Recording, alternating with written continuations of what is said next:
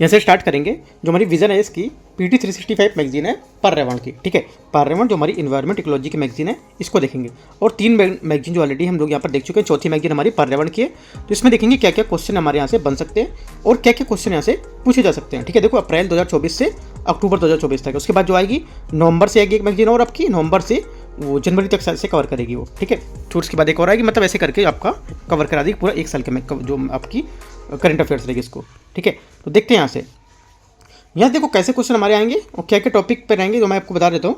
यहाँ से टॉपिक हमारा जैव विविधता, ठीक है, जो हमारा जो बायोडाइवर्सिटी है इसको लेके, इसमें आपका आएगा वन्यजीव संरक्षण, संकटग्रस्त प्रजाति है और सस्टेनेबल फाइनेंस। यहाँ पर टाइगर जो है, जो कॉन्फ्रेंस थी वो इंटरनेशनल बिग कैट लॉन्च हाथी करना, तो ये सब यहाँ पे आपको देखने को मिलेंगे।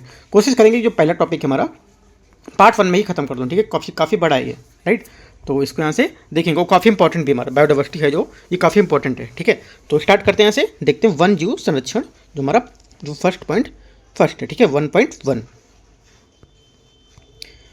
यहाँ पर देखो इसमें बोला सुर्खियों में क्या होता है, क्योंकि हाल ही में अंतर्राष्ट्रीय प्रकृति की जो संरक्षण है संघ IUCN ने संकटग्रस्त प्रजातियों की जो हमारी रेड लिस्ट है उसको अपडेट किया है, ठीक है। संकटग्रस्त प्रजातियों की जो हमारी लाल सूची, मतलब जो रेड लिस्ट है उसके बारे में प्रणालियों जो प्राणी है उनके पादप कवक प्रजातियों के बारे में जानकारी प्रदान करती है। जो विलुप्त होने के खतरे, उन्हें विलुप्त होने के जो कगार पर हैं, उन्हें यहाँ पर 9 श्रेणियों में वर्गीकृत किया था। जैसे कि यहाँ पर देख सकते हो कौन कौन से होते हैं श्रेणियाँ। एक तो हमारा होती है नियर थ्रेटेड जो आती है, ठीक है, नॉट इवेल्युएटेड, डेटा डिफिशियंट यहाँ पर है, और आपका लीस्ट कंसर्न, ठीक है, आपका नियर थ्रेटेड ये बोल रहा है, राइट, ठीक है। और वल्नरेबल है आपका, एंडेंजर्ड है, क्रिटिकल एंडेंजर्ड है, और आपका EW मतलब एक्सटेंट यहाँ पर इन द वाइल्ड, ठीक है। और जो लास्ट में आएगी वो आपके हो जाएगी एक्सटेंट हो जाएगी यहाँ पर, ठीक है। तो यहाँ पर देखो ज़्यादातर जो हमारी प्रजातियाँ रहती हैं वो आपको यहाँ तक मिलेंगी। एक तो वल्नरेबल मिलेंगी, ठीक है, और एक इंडेंजर्ड, और एक आपका क्रिटिकल इंडेंजर्ड, ये आपको ज़्यादा देखने को मिलेंगे यहाँ पर, ठीक है। तो इन पर आपको अच्छे से ध्यान देना है। देखते हैं इसको। यहाँ पे देखो आंकड़ों का अभाव देख बोला गया है। किसी प्रजाति के विलुप्त होने के खतरे का अनुमान लगाने के लिए उसकी आबादी या उसके वितरण की जानकारी यहाँ पर पर्याप्त जानकारी नहीं होती है, तो क्या होगा, इसके आप जो हमारे आंकड़े होंगे उसका अभाव होगा, तो आप यहाँ पर इसकी जानकारी नहीं प्राप्त कर सकते हो अगर सुभेद होगा तो, ठीक है। इसका आशय है कि किसी प्रजाति का समझ अपने प्राकृतिक परिवेश में विलुप्त होने के उच्च खतरा है, ये मतलब ऐसा बोल सकते हो कि उसके लिए काफ़ी खतरा है यहाँ पर विलुप्त होने के लिए, तो उसको बचा के रखना है। तो क्या होगा, ये वल्नरेबल हमारा देखा जाएगा। संकटग्रस्त में क्या होगा, जो हमारा इंडेंजर्ड बोलते हैं EN जिसको शॉर्ट में, इसका आशय होता है कि किसी प्रजाति के समझ अपने प्राकृतिक परिवेश से विलुप्त होने से अधिक उच्च खतरा यहाँ पर बना हुआ है, मतलब काफ़ी खतरा बना हुआ है, मतलब वेरी हाई रिस्क। यहाँ पे हाई रिस्क है, यहाँ पे वेरी हाई रिस्क है, ठीक है, बहुत ज़्यादा खतरा है। और गंभीर रूप से संकटग्रस्त यहाँ पर हो जाएगा हमारा, इसका आशय होता है कि किसी प्रजाति के समझ उसके प्राकृतिक परिवेश से विलुप्त होने का अत्यधिक उच्च खतरा यहाँ पर हो गया, मतलब अब वो गंभीर रूप से मतलब खत्म ही होने वाली है, ऐसा, ठीक है। यहाँ पे स्टार्ट हुआ है, यहाँ पे काफ़ी ज़्यादा हो गया और यहाँ पे खत्म ही होने वाली है, ऐसा बोल सकते हो आप, राइट। और ये क्या है, जो हमारे देखो ये दो आपको नहीं, मतलब बहुत कम पूछता है, तो ठीक है, ये तीनों पे क्वेश्चन बहुत पूछे जाते हैं, ठीक है। तो इन तीनों पे हम डिस्कस कर रहे हैं ये, ठीक है। आगे देखते हैं, और आपको नहीं पढ़ना क्योंकि देखो काफ़ी ज़्यादा है, फिर आपको इतने में ही घूमते रहोगे। अगर ये सब और पढ़ लोगे तो आपको माइंड इतने में रहेगा कि मैंने क्या पढ़ा था, उसमें आपको मिक्स हो जाएगा फिर वो, ठीक है। वो चीज़ पढ़ो जो एग्जाम में पूछे जाने की संभावना है, ठीक है। तो 3 चीज़ पढ़ रही है, बाकी जो आएंगे बीच में, और हमारा जो जैसे कि लिस्ट कंसर्न आएगा, ठीक है, और जो आंकड़े का भाव आएगा वो सब मैं आपको बाद में देख लूँगा, जो जहाँ पर पूछा जाएगा वहाँ पर बता दूंगा, ठीक है। आगे देखते हैं, ये प्रजातियां जिनकी स्थिति में सुधार या गिरावट आई वो कौन कौन सी है, देखते हैं इसमें। एक तो हमारा लॉ गोमेरा विशाल छिपकली जो है, ये आपको नहीं पढ़ना है, ठीक है, ये नहीं पढ़ना है। जो हम न्यूज़ में रहेगी जो पढ़ना है वो आपको बता देता हूँ।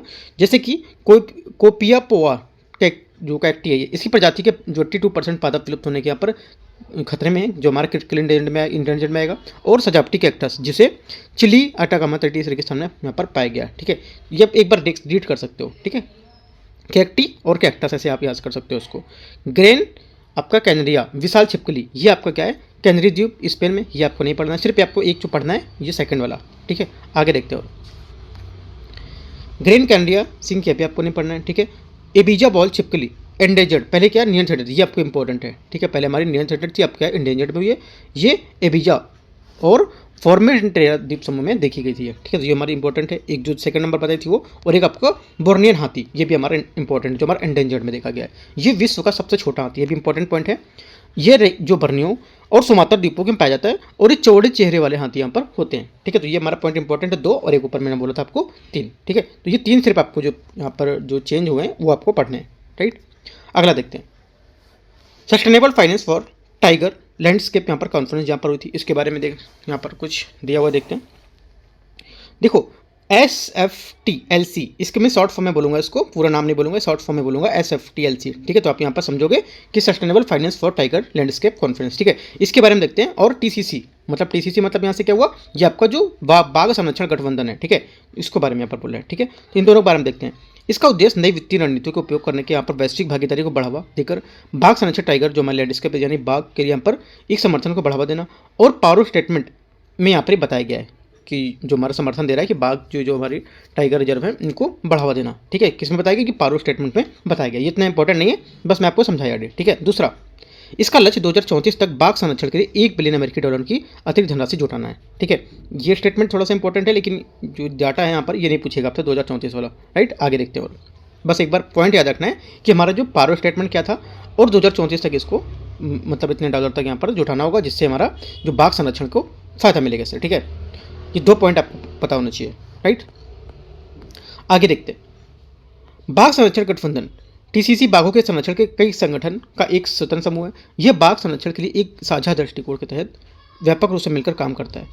यह वन्यजीव अपराध रोकने के और मानव जो वन्यजीव अस्तित्व है उसको बढ़ावा देने के लिए अग्रणी जीव विज्ञानी यहाँ पर विशेषज्ञों के साथ मिलकर काम करता है, ठीक है। बाघ जो हमारा संरक्षण गठबंधन है ये एक स्वतंत्र समूह है। इंपॉर्टेंट पॉइंट ये इसमें है कि ये क्या है, एक हमारा स्वतंत्र समूह है। ये बोल देगा जो हमारा बाघ संरक्षण गठबंधन है ये आपका बाध्यकारी निकाय है, ठीक है। तो क्या गलत हो जाएगा, ये बाध्यकारी नहीं है, ये आपका स्वतंत्र समूह है, ठीक है। इंपॉर्टेंट है पॉइंट। आगे देखते हैं। इनके सदस्य जो मैंने आपको बताया, इनके सदस्यों में गठबंधन अंतर्राष्ट्रीय प्रकृति संरक्षण जो हमारा IUCN है, और हमारे जो UNDP United Nation Development Programme, world wide fund nature, ठीक है, WWF, ये यहाँ पे शामिल है इसके सदस्य के रूप में। आपसे बोलेगा बाघ संरक्षण गठबंधन के बारे में निम्नलिखित कथनों पर विचार करना। पहला स्टेटमेंट, ये कई संगठनों का समूह है, और एक ये बाध्यकारी निकाय है या बाध्यकारी समूह है। पहला हमारा गलत हो जाएगा यहाँ से, ठीक है, पहला स्टेटमेंट गलत हो गया। दूसरा है, ये बोलेगा कि जो हमारा इसके सदस्यों में IUCN, ठीक है, और UNDP को ही सिर्फ शामिल किया गया है, जबकि जो वर्ल्ड वाइड फंड है इसको यहाँ पर शामिल नहीं किया गया है, राइट। तो क्या होगा, ये गलत हो जाएगा क्योंकि हमारे तीनों शामिल हैं इसमें, ठीक है। तो ये 2 पॉइंट आपको याद रखने हैं। SFTLC में संधारित वित्त हेतु की गई कुछ पहल है, जैसे कि देखते हैं। टाइगर लैंडस्केप इन्वेस्टमेंट फंड, ठीक है, इस फंड को UNDP द्वारा प्रस्तुत किया गया है। किसके द्वारा, UNDP द्वारा। पॉइंट इंपॉर्टेंट है, याद रखना है। ये एक नया मिश्रित वित्तीय तंत्र है जो प्रकृति अनुकूल कार्यों को प्रोत्साहन प्रदान करेगा। टाइगर बॉन्ड्स इसे निजी क्षेत्र के निवेशक के जो जोड़ने हैं उसके प्रकृति में आधारित समाधानों को प्रोत्साहित करने के लिए यहाँ पर एशियाई विकास बैंक को प्रस्तावित किया गया है, ठीक है। आपसे बोलेगा टाइगर लैंडस्केप इन्वेस्टमेंट फंड के बारे में विचार करना है। पहला स्टेटमेंट, ये फंड जो हमारा WWF के द्वारा यहाँ पर प्रस्तुत किया जाता है। पहला स्टेटमेंट, ठीक है, क्या होगा, गलत हो जाएगा। किसके द्वारा किया था, ये UNDP द्वारा किया था, यूनाइटेड नेशन डेवलपमेंट प्रोग्राम के द्वारा, ठीक है। ये हमारा नया मिश्रित वित्तीय तंत्र है, राइट। सेकेंड स्टेटमेंट देगा, ये जो हमारा जो है ये जो सरकारी जो हमारे क्षेत्र होंगे उनके लिए निवेशकों को जोड़ने के लिए यहाँ पर ये एक प्रस्तावित कार्यक्रम है, ठीक है। तो हमारा ये भी गलत हो जाएगा। ये हमारा निजी क्षेत्र, प्राइवेट जो हमारे निवेशक उनको जोड़ने के लिए यहाँ पर ये एशियाई जो हमारा एशियाई विकास बैंक है इसको यहाँ पर प्रस्तावित किया गया। तो सेकंड भी गलत होगा, ठीक है। याद रखना निजी क्षेत्र है और यहाँ पर सरकारी क्षेत्र यहाँ पर नहीं दिए इसमें, ठीक है। याद रखना दोनों पॉइंट ये। आगे देखते हैं। भारतीय बाघ या रॉयल बंगाल टाइगर ये क्या है। देखो पर्यावास इनका क्या है, हमारा भारत इनकी स्थिति देखते हैं क्या है, ठीक है। देखो बाघ के प्राकृतिक पर्यावास वाले देश जो हमारे बांग्लादेश, भूटान, कंबोडिया, चीन, भारत और इंडोनेशिया, लाओस, मलेशिया, सब चीज़ को यहाँ पर दे रखा है, ठीक है। और यह भारत की फ्लैगशिप प्रजाति है। विशेषताएं इनकी क्या हो सकती हैं, इनकी विशेषताएं हो सकती हैं कि हमारे जो फ्लैगशिप प्रजाति होती है, ठीक है, अम्ब्रेला स्पीसीज होती है। ये एक बाघ एकांत प्रिय जीव है जो निशाचर होता है, ठीक है, अपने क्षेत्र की सीमा पर निर्धारित करता है। आमतौर पर वयस्क नर क्षेत्र में 2-7 मादाओं को क्षेत्र में मिलकर यहाँ पर ये हो सकता है, ठीक है। प्रत्येक बाघ के शरीर में मौजूद धारियाँ अलग अलग होती हैं, जैसे कि सभी मनुष्यों के फिंगरप्रिंट अलग अलग होते हैं, उसी प्रकार से, ठीक है। ये इंपॉर्टेंट पॉइंट हमारा जो लास्ट वाला बोला है, ठीक है। सिर्फ एक पॉइंट आपको ये पढ़ना है। दूसरा, ये भारत की एक फ्लैगशिप प्रजाति है, ठीक है। ये भी 2 पॉइंट इसके सिर्फ आपको याद रखने विशेषताओं में। और क्या याद रखना है, यहाँ से पर्यावास है। पर्यावास में बाकी जो हमारे प्राकृतिक पर्यावास वाले देश कौन कौन से याद रखना है, जो ये पूरे नहीं याद रखने, जो भारत से सीमा साझा करते हैं, सिर्फ आपको वो याद रखने हैं, राइट। आगे, भारत में बाघ पर्यावास के क्षेत्र क्या क्या है, ठीक है, ये भी मैंने पॉइंट बता दिया। इसके बाद देखते हैं इसको। ये शिवालिक, गंगा मैदान, मध्य भारत और पूर्वी घाट, पश्चिमी घाट, पूर्वोत्तर की पहाड़ियाँ यहाँ पर सुंदरबन तक यहाँ फैले हुए हैं, ठीक है। आपको क्या करना है, सिंपल से एक मैप लेना है, ठीक है। मैप में आपको दिखा देना है कि बाघ का पर्यावास क्षेत्रफल कितना है, कहाँ पर, सब एक चीज़ आपको दिखा देना है और आपको वॉल पर चिपका देना है। तो एक चीज़ आपको जो बाघ के बारे में पता हो जाएगा, ठीक है। तो ये चीज़ इंपॉर्टेंट है, 2-3 पॉइंट मैं आपको बता दिए, क्योंकि देखो जो लोकेशन है आप मैप के सहारे से बहुत अच्छे से याद कर सकते हो। मैप आप पूरा 100 जो मैप का आप सेट आता है 100 रुपीज़ के आसपास आएगा, ठीक है, या 150 का जो भी आता होगा, परचेस करके रख लो। और एक एक मैप जो भी यहाँ पर मैं बताता रहा हूँ उसको बना के आप यहाँ पे अच्छे से रख सकते हो, या मेरे को दिखा भी सकते हो, मैं टेलीग्राम आईडी दे दूँगा, वहाँ पे आप शेयर कर सकते हो, तो मैं बता दूँगा कि क्या और यहाँ पे ऐड करना है, ठीक है। आगे देखते हैं। तो क्या यहाँ पे आपके इसके बारे में पता होगा, बंगाल जो हमारा रॉयल टाइगर, इसके बारे में ये क्या है, आईयूसीएन के परिशिष्ट वन में शामिल है, ठीक है, परिशिष्ट वन में है। और ये हमारा इंडेंजर्ड है, देखा ना EN लिखा हुआ है, इंडेंजर्ड है। वाइल्ड लाइफ जो हमारा प्रोटेक्शन एक्ट है अनुसूची 1 में और 1972 के तहत यहाँ पर ये वर्णित किया गया है, ठीक है। ये 2-3 बातें और याद करना एक्स्ट्रा। आगे देखते हैं। खतरा इनसे क्या है, पर्यावरण नष्ट होना, शिकार प्रजातियों की कमी, गैर कानूनी शिकार, अवैध व्यापार, मनुष्यों के साथ संघर्ष है, ये यहाँ पे खतरा, ये यहाँ से नहीं पूछेगा कुछ, ठीक है। आगे पॉइंट देखते हैं। संरक्षण संबंधी प्रयास क्या हो सकते हैं। प्रोजेक्ट टाइगर 1973 एक केंद्र प्रायोजित योजना है, इंपॉर्टेंट है। जो हमारा प्रोजेक्ट टाइगर 1973 है, ये बोलेगा एक हमारा जो केंद्र और राज्य दोनों के द्वारा यहाँ पर ये जो योजना है ये चलाई जाती है। मतलब इसमें बोल देगा 70% हमारा जो व्यय इसका व्यय होगा वो केंद्र सरकार देगा, 30% आपका देगा राज्य सरकार, तो क्या गलत हो जाएगा। ये पूरी केंद्र प्रायोजित योजना है, ठीक है। इसका उद्देश्य इन सीटू स्वस्थानीय संरक्षण यहाँ पर करना। राष्ट्रीय बाघ संरक्षण प्राधिकरण जो हमारा है NTCA, नेशनल जो हमारा टाइगर कंजर्वेशन एक्ट है NTCA, ये एक वैधानिक निकाय है, इंपॉर्टेंट है। क्या एक वैधानिक निकाय है और एक केंद्र प्रायोजित योजना है। 2 बातें आपको यहाँ से याद रखनी। तीसरी, इसका गठन 2006 में प्रोजेक्ट टाइगर को प्रशासित करने के लिए वर्ल्ड जो वाइल्ड लाइफ प्रोटेक्शन एक्ट है 1972 उसमें यहाँ पर संशोधित करके किया गया था। ये भारत का राष्ट्रीय पशु है, ठीक है। एक इंपॉर्टेंट पॉइंट, 2006 में इसका क्या हुआ था, गठन हुआ था, ठीक है। अब क्या है, 20 साल इसका पूरा होने वाला है अगले साल, ठीक है। 20 साल का इसका पूरा होने वाला है, तो क्वेश्चन यहाँ से बनने की उम्मीद है, ठीक है। एक देखो साल जो बीत गया, जैसे 2025 चल रहा है, एक साल बीत गया, जैसे 24 बीत गया, तो 24 का भी क्वेश्चन अगर होता है तो इंपॉर्टेंट है।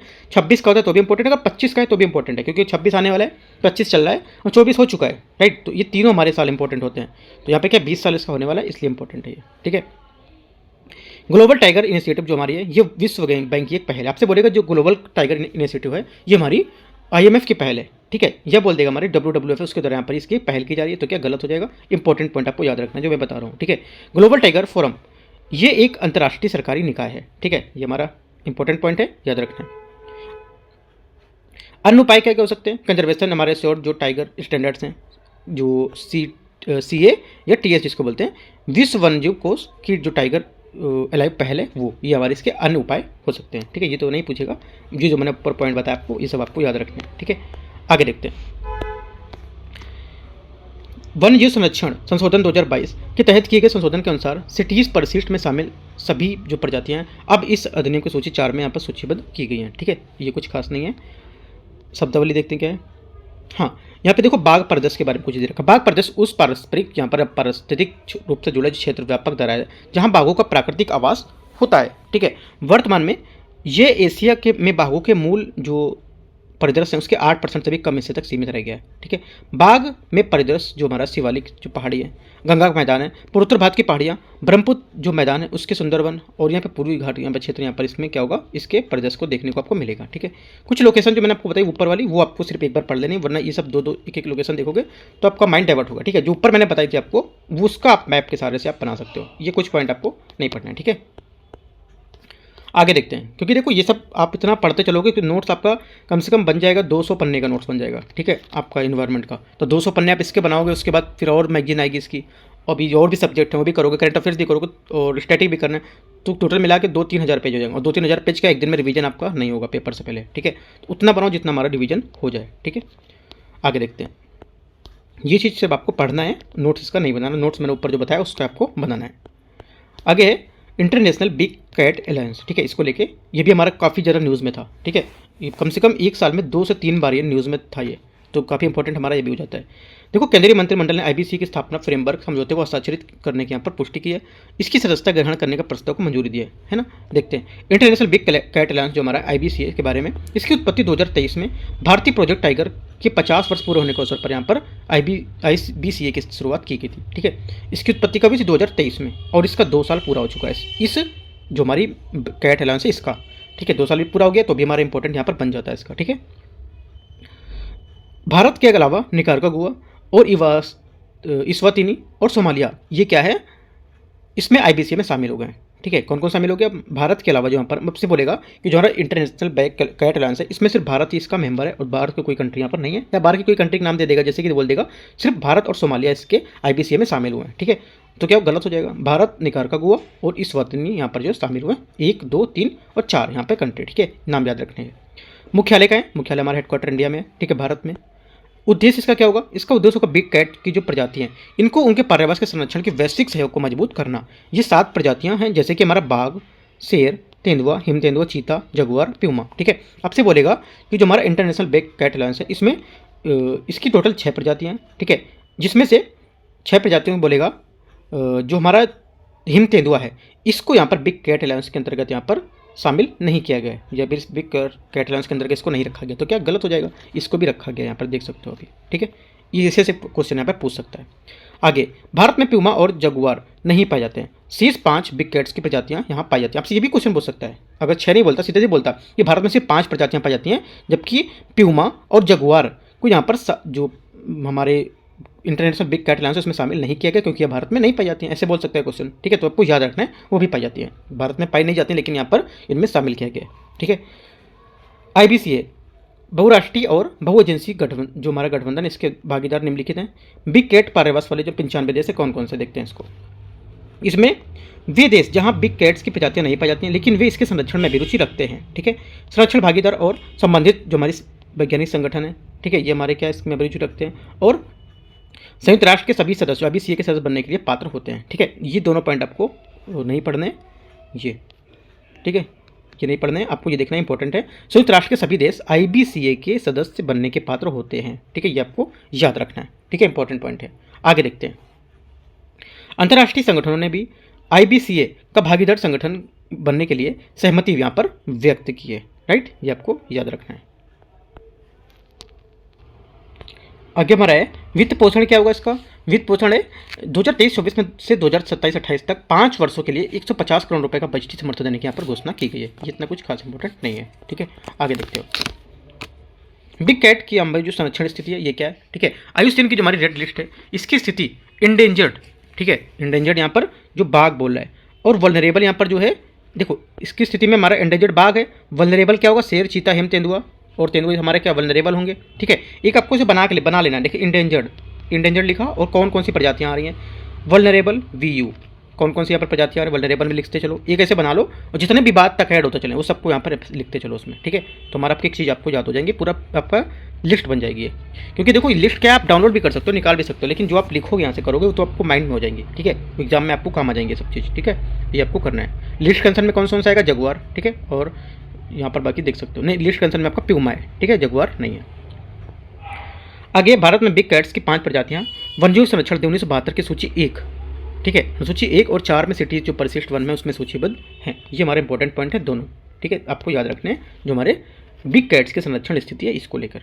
ठीक है, बना सकते हो, आप लिख सकते हो पॉइंट से करके कि जो हमारे बिग कैट्स है उसकी संरक्षण स्थिति में क्या क्या है और कौन से यहाँ पर अनुसूची में इसको वर्णित किया गया है और कौन से परिशिष्ट में, कौन सी सिटीज़ में। ठीक है, देखो सिटीज़ क्या होते हैं, CITES सिटीज़ आपने जो हमारे स्टैटिक टॉपिक है पूरा। ठीक है, स्टैटिक में आप जाके इन्वायरमेंट में पढ़ोगे तो सिटीज़ आपको मिलेगा वहाँ। ठीक है, तो वो सब चीज़ आप कवर करते चलो। बाकी मैं अभी स्टार्ट करने वाला हूँ डेली टारगेट में स्टार्ट करने वाला हूँ 14 तारीख से। ठीक है, मैं डेट अभी तक नहीं बताई थी लेकिन डेट बता देता हूँ, 14 फरवरी से स्टार्ट कर रहा हूँ। तो वहाँ पे क्या आपको डेली में टॉपिक दूंगा, वो टॉपिक आपको स्टैटिक प्लस करंट अफेयर सब एक टॉपिक आपको पूरे कवर करने हैं। सुबह 8 बजे दूंगा और रात को 8 बजे तक आपको कंप्लीट करने 12 घंटे में। ठीक है, 12 घंटे से पहले हो जाता है तो अच्छी बात है, आप लर्न कर सकते हो, याद कर सकते हो। राइट, अपना और भी कुछ काम रहता है कर सकते हो, बट इनको जितना टॉपिक दूंगा आपको यहाँ पे याद करना रहेगा। ठीक है, आते हैं अपने टॉपिक पे। हाथी गणना 2023 इसको देखते हैं। हाथी गणना क्या है, ये 2023 इसको देखते हैं। ये दक्षिण राज्यों में समान अवधि के हाथियों की गणना यहाँ पर की गई है। हाथी गणना रिपोर्ट के मुख्य बिंदु पर एक नज़र देखते हैं। कर्नाटक में 6000 से अधिक हाथी मौजूद है और ये दक्षिणी राज्यों में शीर्ष स्थान पर है। कौन, कर्नाटक। ठीक है, किशोर हाथी 10 वर्ष और उससे कम की आयु जो हमारे उच्च मृत्यु दर 40% व्याप्त है, जिसके पीछे एलिफेंट हमारे जो एडोथेलियोट्रोपिक हर्पी वायरस जो है, वर्पिस वायरस के जिम्मेदार हो सकते हैं इनकी मृत्यु के कारण। ठीक है, तो हमारा ये पूछ सकता है पॉइंट कि किशोर हाथी में जो है कम आयु के यहाँ पर लेके, तो थोड़ा सा क्वेश्चन पूछ सकता है इसको लेकर। ठीक है, एक बार पढ़ लेना है, नोट्स इसका नहीं बनाना है। हमारा शीर्ष देश कौन सा है और कितना यहाँ पे अभी मौजूद है हाथी उसको लेके। भारतीय हाथी, एलिफेंट हाथी जो है इसको देखते हैं, इंडियन हाथी इसको देखते हैं। ये मध्य और दक्षिण पश्चिमी घाट पूर्वोत्तर भारत में, पूर्वी और उत्तरी भारत तथा दक्षिणी यहाँ पर प्रायद्वीप भारत के कुछ हिस्सों में पाए जाते हैं। ठीक है, ये आपकी पारावस की स्थिति बता। पारावस मतलब कहाँ पर पाए जाते हैं। वन की कुल वन एशियाई हाथियों के 60% से अधिक आबादी भारत में पाई जाती है। ये भी इंपॉर्टेंट है हमारा। कर्नाटक में हाथियों की संख्या सर्वाधिक है और इसके बाद असम और केरल का स्थान आता है, याद रखना है। फर्स्ट सेकंड थर्ड कौन है देश में हमारे, वो याद रखना है। ठीक है, कुमकी हाथी क्या है? कुमकी हाथी ये भारत में जो कैप्टिव एशियाई हाथी के लिए इस्तेमाल किया जाने वाला एक शब्द है, जिसे जंगली हाथियों को नियंत्रित करने के लिए ऑपरेशन इस्तेमाल यहाँ पर किया जाता है। ठीक है, ये कुमकी हाथी क्या होता है? एक हाथी जो है, जो जंगली हाथी, इन्हें जंगली हाथियों को नियंत्रित करने के लिए एक कुमकी हाथी बनाया गया था। ठीक है, तो उसको इस्तेमाल करेंगे तो यहाँ पर ये क्या है, दूसरे जो हाथी है वो जंगली, वो भागेंगे, उनको नुकसान नहीं पहुँचाएंगे। ठीक है, याद रखना। ये विशेषताएं क्या हो सकती हैं? ये अत्यधिक बुद्धिमान प्राणी होते हैं, इनमें मजबूत पारिवारिक बंधन और बेहतर संचार के कौशल भी देखा गया है। ठीक है, ये एशियाई हाथियों की 3 उप प्रजातियों में से एक है। 2 अन्य प्रजातियां हमारी सुमत्रन और श्रीलंकन। ठीक है, आपसे देखो क्वेश्चन यहाँ से पूछ सके, क्योंकि क्वेश्चन देखो यूपीएससी तरह तरह के टाइप के बना सकता है, कुछ भी बना देता है क्वेश्चन। ठीक है, तो यहाँ पे कैसे क्वेश्चन बना सकता है? जो तरह तरह के क्वेश्चन उनमें से एक क्वेश्चन मैं आपको बनाता हूँ। जैसे कि आपसे हाथी के बारे में पूछेगा, जो हमारा हाथी है ये अत्यधिक बुद्धिमान प्राणी है, बोलेगा कुत्ते से ज़्यादा बुद्धिमान प्राणी हाथी होता है, ऐसे कुछ करके आपको स्टेटमेंट दे देगा। ठीक है, तो ये चीज़ आपको याद रखना है, जो हाथी है अत्यधिक बुद्धिमान प्राणी होता है, ये मजबूत जो हमारे पारिवारिक बंधन और बेहतर संचार कौशल भी यहाँ पर इसमें देखा गया है। तो ये पॉइंट आपको याद रखना है। ठीक है, इनका जीवन काल जो होता है, इनका जीवन काल 60 से 70 वर्ष तक होता है। ठीक है, गर्भाधान अवधि, हाथी की गर्भाधान अवधि 20 से 22 महीने की होती है। हाथियों में झुंड का नेतृत्व, झुंड की सबसे उम्रदराज हाथनी को झुंड की वहाँ पर मुखिया होती है। ठीक है, ये क्वेश्चन यूपीएससी पूछ चुका है, हाथियों को गर्भाधान की अवधि। ठीक है, लास्ट जो प्रीवियस ईयर आप देखोगे तो वहाँ पे क्वेश्चन पूछा था। क्यों पूछा था क्वेश्चन? क्योंकि जो 3 से साल पहले क्या है, अभी केरल में हाथी मतलब क्या है, उसको गड्ढे में गिरा दिया था, उसकी वहाँ पे मौत हो गई थी। ठीक है, तो उस वजह से यहाँ पर न्यूज़ में था वो, तो उसको लेके क्वेश्चन पूछा था। खतरा क्या हो सकता है इनको? मानव बस्तियों में बसने के लिए जो कृषि और उद्योग विस्तार है, उनके मानव संघर्ष, अवैध शिकार लोग करते हैं। ठीक है, उसके कारण हाथियों में पर्यावरण में सिकुड़ रहे हैं या कम हो रहे हैं और अलग अलग हिस्सों में यहाँ पर बढ़ रहे हैं। ठीक है, यहाँ पर दूसरी जगह यहाँ पर रहने लग रहे हैं। ठीक है, संरक्षण संबंधी प्रयास यहाँ पर क्या किए जा रहे हैं? अगर ऐसा कुछ हो रहा है तो उनके कुछ प्रयास किए जा रहे होंगे। जैसे कि हाथी परियोजना स्टार्ट की गई थी 1992 में, 1992 में शुरू की गई थी। हाथी की अधिक संख्या वाले जो 14 राज्य हैं, उनमें से 33 हाथी रिजर्व यहाँ पर स्थापित किए गए। ठीक है, ये दोनों पॉइंट आपको याद रखने। ये संरक्षण संबंधी में कुछ प्रयास किए गए थे, 14 राज्यों में 33 हाथी रिजर्व ये स्थापित किए गए थे। ठीक है, छोटे छोटे पॉइंट लिखोगे और इनको एक बार रिवीजन कर जाओगे तो आपको अच्छे से याद हो जाएगा ये सब। एशियाई हाथी को अफ्रीकी हाथी में क्या अंतर है? ठीक है, एशियाई हाथी और अफ्रीकी हाथी में क्या अंतर है देखते हैं। इनका सूचक, ठीक है, और ये अफ्रीकी हाथी है दे रखे हैं। इनके देखो सूचक क्या होता है, दे रखे हैं यहाँ पर। इनमें हमारे आयुष्य जो स्थिति है क्या होगी, आयुष्य हमारी इंडेंजर्ड में आएगा। ये क्या होगा, ये हमारे आएंगे इंडेंजर्ड और क्रिटिकल इंडेंजर्ड, दोनों में आते हैं। सवाना हाथी और एक आपका वन वाले हाथी। ठीक है, ये दोनों हम दे रखे हैं। और आकार इनका क्या होता है, जो हमारे इंडियन हाथी होते हैं, इंडियन हाथी का जो हमारा आकार होता है, ठीक है, ये सॉरी एशियन हाथी और अफ्रीकन हाथी की बात चल रही है। ठीक है, ये एशियन हाथी हो गया और ये अफ्रीकन हाथी हो गया। ठीक है, ये छोटे आकार के होते हैं, इनका वजन 3000 से 6000 किलोग्राम के बीच होता है। ठीक है, ये आकार में बड़े होते हैं, इनका वजन 4000 से 8000 किलोग्राम के बीच होता है। ठीक है, छोटे होते हैं और ये बड़े होते हैं। गोलाकार एवं छोटे कान होते हैं, ये पंखाकार बड़े कान होते हैं। अपेक्षाकृत मुलायम त्वचा होती है, अपेक्षाकृत पर झुर्रियों से युक्त होती है। ठीक है, जुड़वा गुंबद वाला सिर होता है, इनका एकल गुंबदी सिर होता है, याद रखना है। दांत कैसे होते हैं, केवल कुछ नर एशियाई हाथी के दांत होते हैं और हथनी के दांत नहीं पाए जाते। इंपॉर्टेंट पॉइंट है, हथनी के दांत यहाँ पर नहीं होते, याद रखना है। केवल मूल प्राथमिक दांत यहाँ पर इनके पाए जाते हैं। ठीक है, अफ्रीकी हाथी में हथनी और हाथी दोनों के दांत यहाँ पर पाए जाते हैं। आपको कंपेयर करके क्वेश्चन पूछ सकता है यहाँ से। ठीक है, आगे देखते हैं।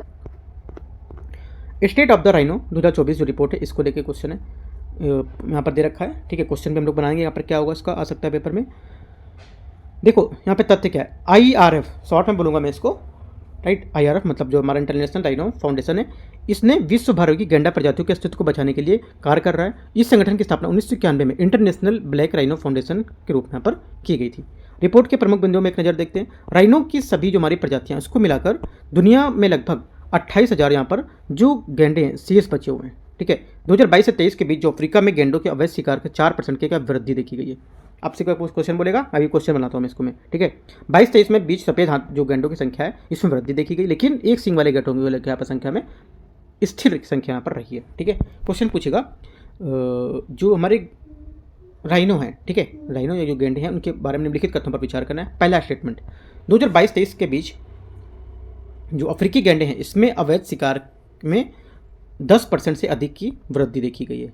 ठीक है, क्या हो गया, फंस गए, क्योंकि आपने पढ़ा था, सिर्फ आपको माइंड में इतना रहेगा कि हमने वृद्धि सिर्फ पढ़ा था तो 10% हो सकता है, तो क्या गलत है, 10% से अधिक नहीं, 10% से कम होगा यहाँ पर। ठीक है, दूसरा पॉइंट, सफ़ेद गैंडे की जो संख्या है उसमें सर्वाधिक वृद्धि हुई है, लेकिन जो एक सींग वाले गैंडे हैं उनकी संख्या में लगातार यहाँ पर गिरावट देखी गई है। ठीक है, तो क्या हो जाएगा हमारा, ये गलत हो जाएगा अभी, क्योंकि सफ़ेद में तो वृद्धि हुई है लेकिन हमारी एक सींग वाले गैंडे हैं उसमें क्या स्थिर रही है, गिरावट नहीं आई, वो स्थिर रही है। ये पॉइंट आपको दोनों याद रखना है, इंपॉर्टेंट है।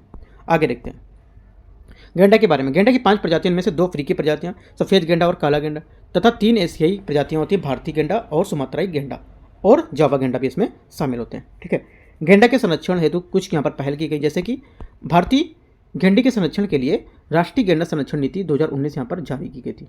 ठीक है, ऐसे ही गेंडों पर नई दिल्ली घोषणा पत्र जो हमारा था 2019 से जारी किया गया था। राइनो जो वो इंडियन राइनो विजन 2020 से जारी किया गया था। ठीक है, हमारे इसके संरक्षण जो पहल है ये पहल जारी की गई थी। ये कुछ आपसे पूछेगा नहीं है, ठीक है, इतना इंपॉर्टेंट ये नहीं है। आगे देखते हैं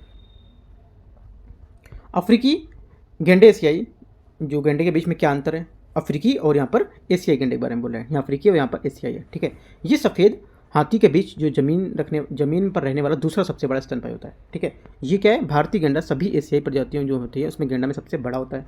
ठीक है, ये अंतर आप देख सकते हो, जो अंतर है। ठीक है, अंतर आपको थोड़ा सा बस अंतर में ये पता होना चाहिए ये क्या है और इनमें क्या डिफरेंस हो रहा है। तो डिफरेंस करके क्वेश्चन यहाँ पे पूछ सकता है, आपको पूछ सकता है, जो अफ्रीकी गेंडे वाली बात दे सकता है एशियाई गेंडे में, एशियाई गेंडे वाली बात दे सकता है अफ्रीका वाले में। तो ये चीज़ आपको थोड़ा सा निकाल के खेलना है। ठीक है, तो ये अंतर जो है आपको ये खुद से पढ़ लेना है। एशियाई गेंडे आप देखो, पहली बात तो क्या है, इसका प्रिंट आउट आप निकाल लो मैगजीन का, जो मैं बोल रहा हूँ ये आपको खुद से पढ़ना है। आप नोट्स इसको खुद से मैगजीन से उठा के खुद से आप रीड कर लो। ठीक है, और कुछ हो सकता है तो अपना पॉइंट अगर आप समझने के लिए आप निकाल सकते हो तो निकाल लो। ठीक है, इस टाइप से मैंने बताया कि क्वेश्चन आपको पूछ सकता है, बस इतना आपको करना है। ठीक है, आगे क्या है, आगे हमारा है ग्रेट इंडियन बस्टर्ड। ये क्या है, देखो ग्रेट इंडियन बस्टर्ड ये भी हमारा काफ़ी न्यूज़ में चल रहा है। ठीक है, ग्रेट इंडियन बस्टर्ड जो हमारा है रिकवरी प्रोग्राम अगले चरण की धनराशि उसको मंजूरी दे दी गई है। ठीक है, तो देखते हैं इसको,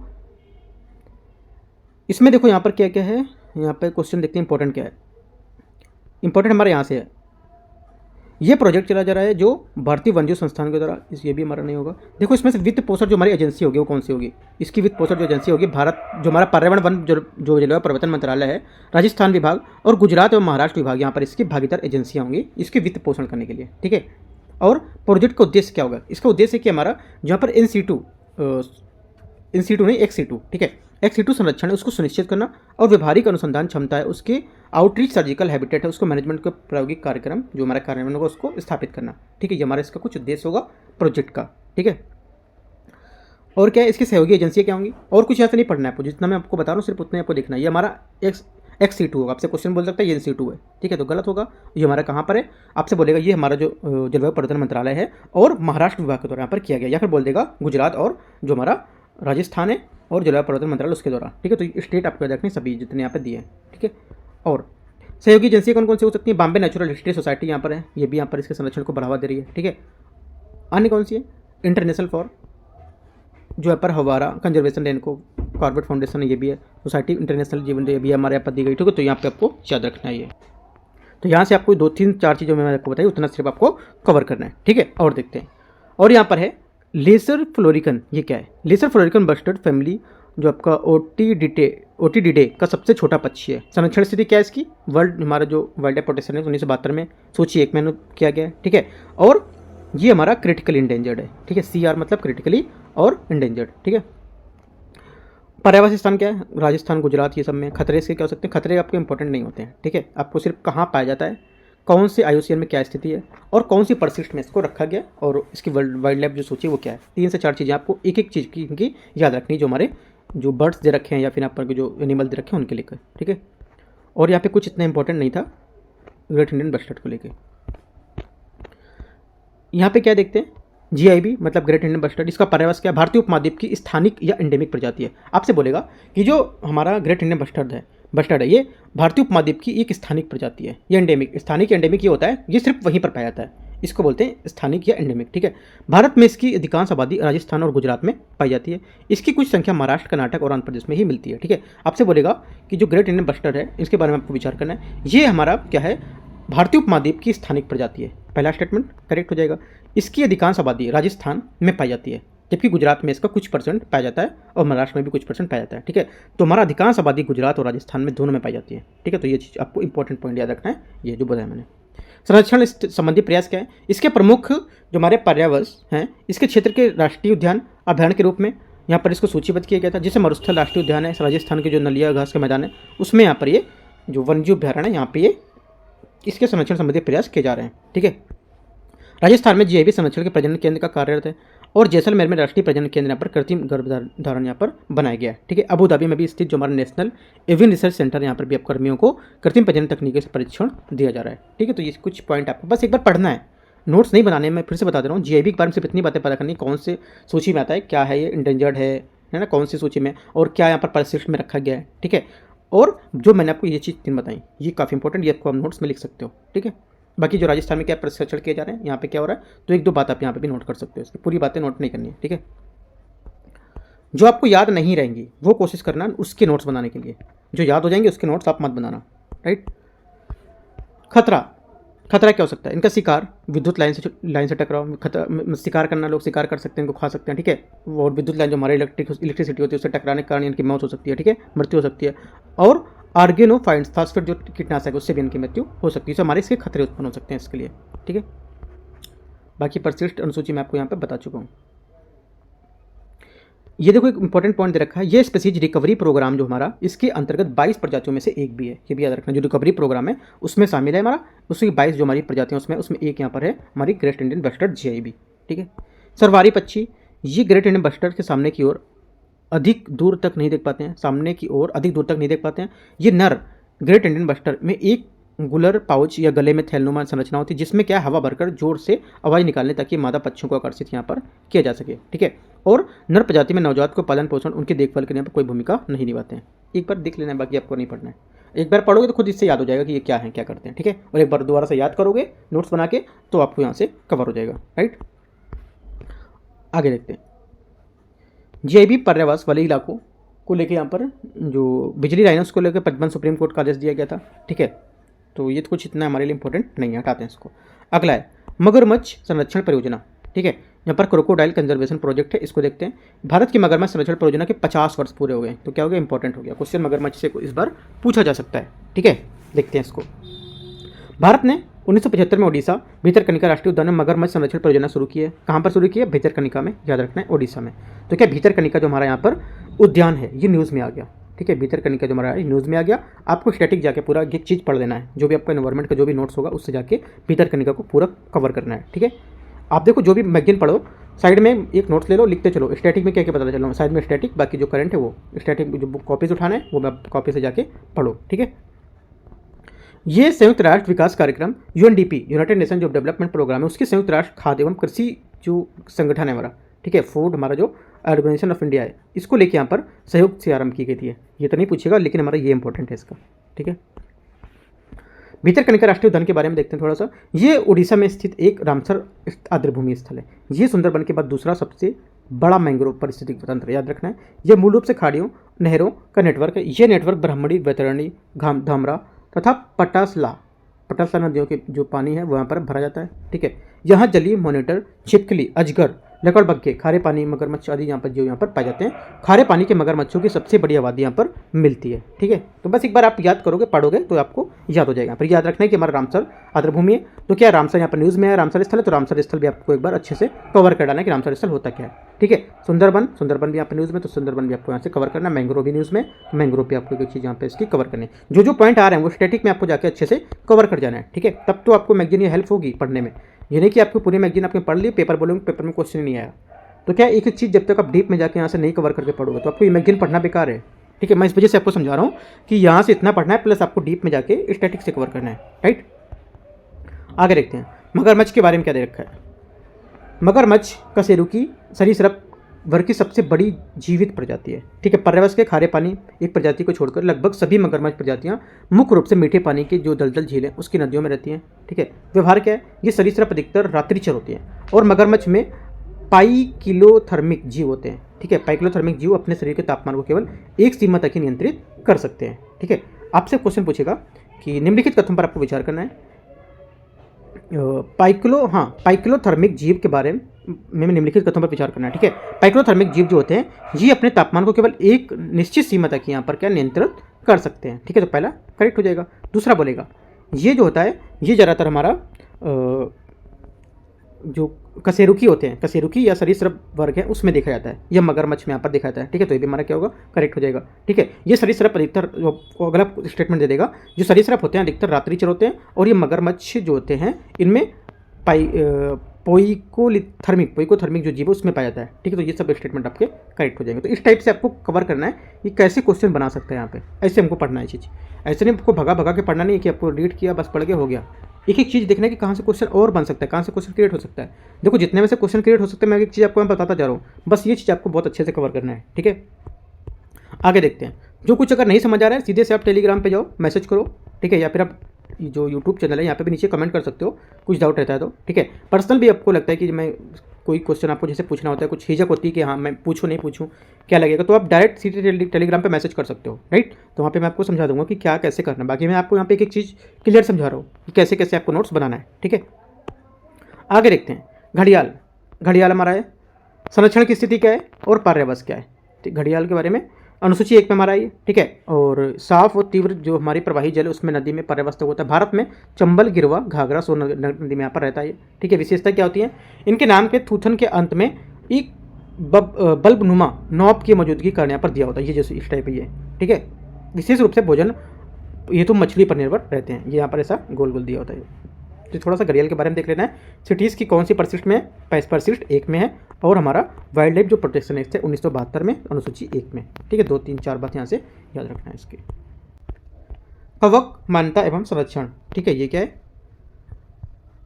कवक फंजाई, इसके बारे में अर्थ है इसे किसी भी स्थान पर कवक की विविधता के स्तर को इस्तेमाल यहाँ पर किया जाता है। कवक फंजाई RH जो हमारे विटकर हैं उनके द्वारा प्रस्तावित सजीव के 5 जगत के वर्गीकरण में से एक बताया गया, ठीक है।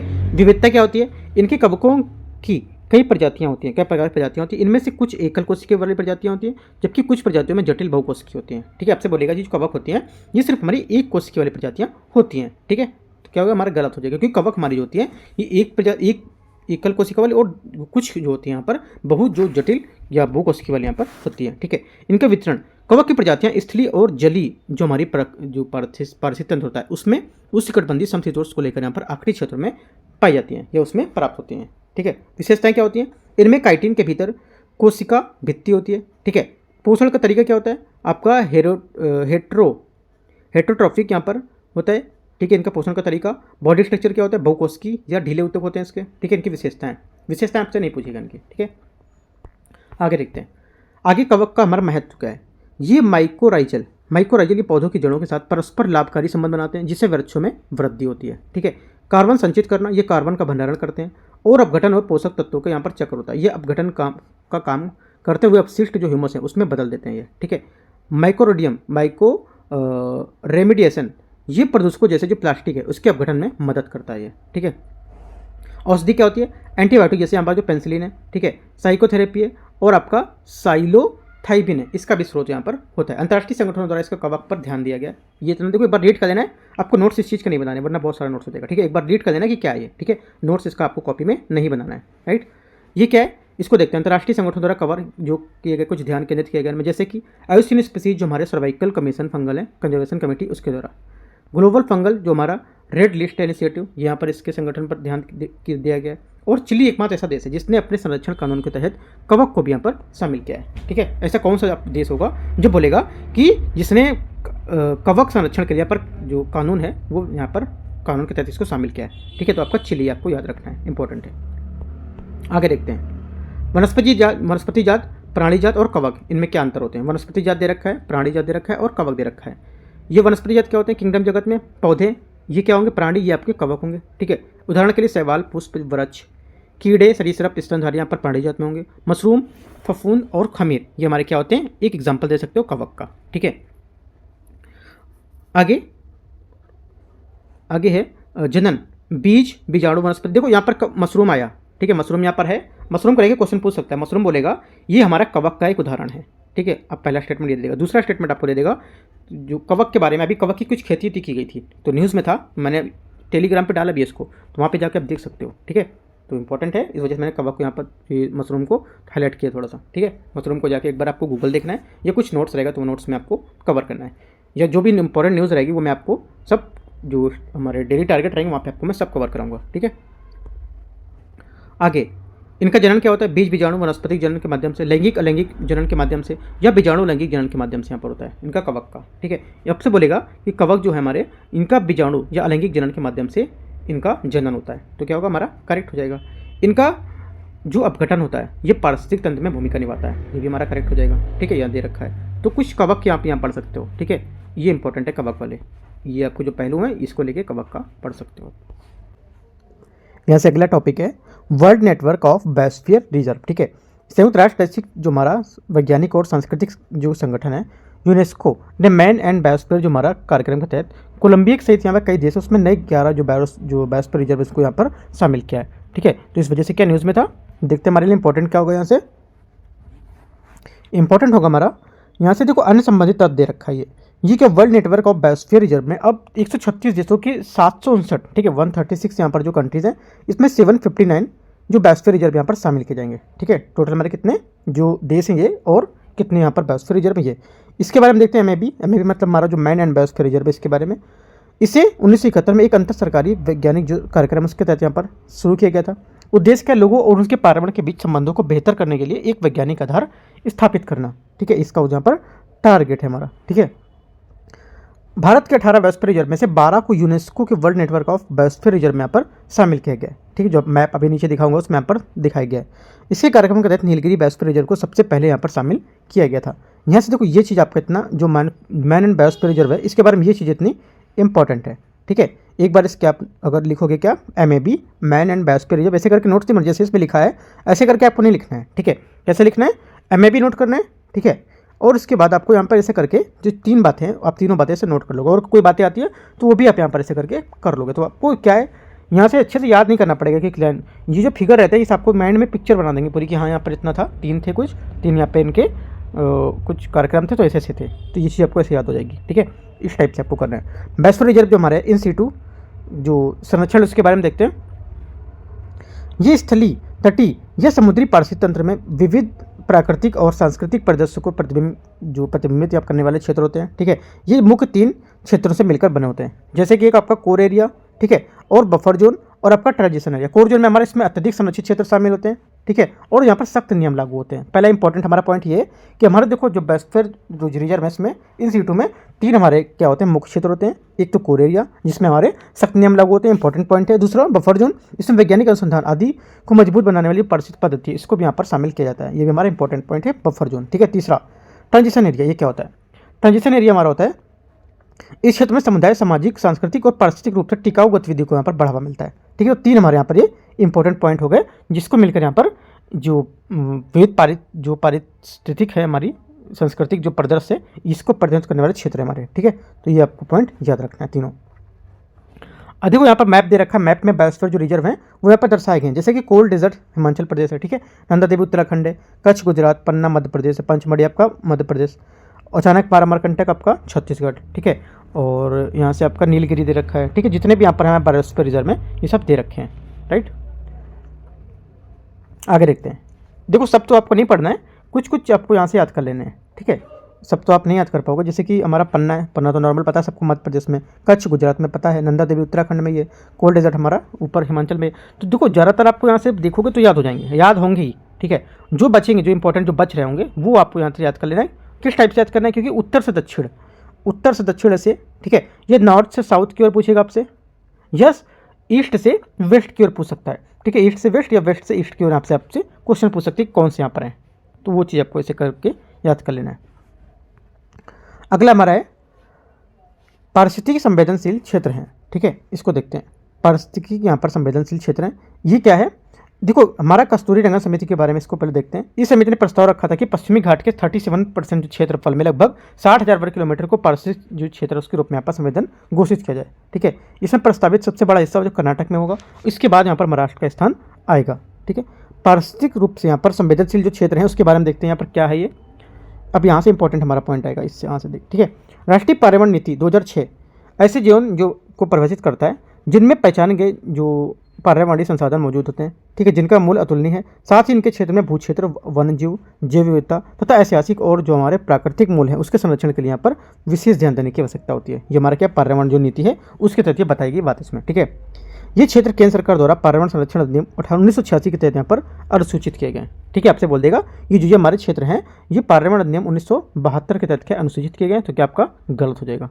ठीक है, ये हमारे किए गए 1986 के तहत अधिसूचित किए गए हैं। ठीक है, ESZ के बारे में पर्यावरण का संरक्षण करना और मानवीय गतिविधियों के कारण उनमें होने वाली जो गिरावट है उसको रोकना। ठीक है, विशेष पारिस्थितिक तंत्र जो होते हैं उसमें बैरियर, शॉक जो ऑब्जर्वर उसके रूप में यहाँ पर काम करना। ठीक है, ये हमारे कुछ इसके उद्देश्य हैं। उद्देश्य आपसे नहीं पूछेगा, इसको हटा देते हैं। ठीक है, ये आगे देखते हैं। ESZ के दिशा निर्देश उसमें 3 श्रेणियों में वर्गीकृत किए गए। एक तो प्रतिबंधित, ठीक है, दूसरा विनियमित, तीसरा आपका अनुमति। मतलब कहाँ कहाँ पर इसको अनुमति दी गई है। ठीक है, यहाँ पर इनमें अनुमति दी गई है, यहाँ पर इनको विनियमित किया गया है और यहाँ पर इनको प्रतिबंधित किया गया है, इन सब चीज़ों में। तो आपको याद रखना है कि हमारे जो ESZ हैं इसके कौन से क्षेत्र यहाँ पर प्रतिबंधित हैं, प्रतिबंधित लिखना है। और यहाँ पर आपको नोट बना लेना है 3 पॉइंट कैसे। इसके उद्देश्य क्या है, अगर इंपॉर्टेंट कुछ उद्देश्य आपको लगते हैं जो नहीं याद हो रहे हैं तो उद्देश्य के लेके 2 उद्देश्य आप लिख सकते हो, इसका हमारा उद्देश्य होगा। ठीक है, बस 2-3 पॉइंट लिखना है। देखो कम से कम नोट्स आपको बनाना है, ज़्यादा चीज़ आपको माइंड में रखनी है। ठीक है, आगे देखते हैं पश्चिमी घाट के बारे में। पश्चिमी घाट की देखो भौगोलिक यहाँ पर कुछ विशेषता, जैसे कि दर्रे यहाँ पर क्या है, पाल घाट, गैप, थाल घाट और भोर घाट दर्रा है। ऊंचाई क्या है, ऊंचाई यहाँ पर दे रखा है। और यहाँ पर देखो इंपॉर्टेंट क्या हमारे लिए, यहाँ पर खनिज कौन सा होता है, लोह मैग्नीज, ठीक है, और बॉक्साइट है इसके यहाँ पर समृद्ध है। कौन, जो हमारे पश्चिमी घाट के दर्रे हैं ये।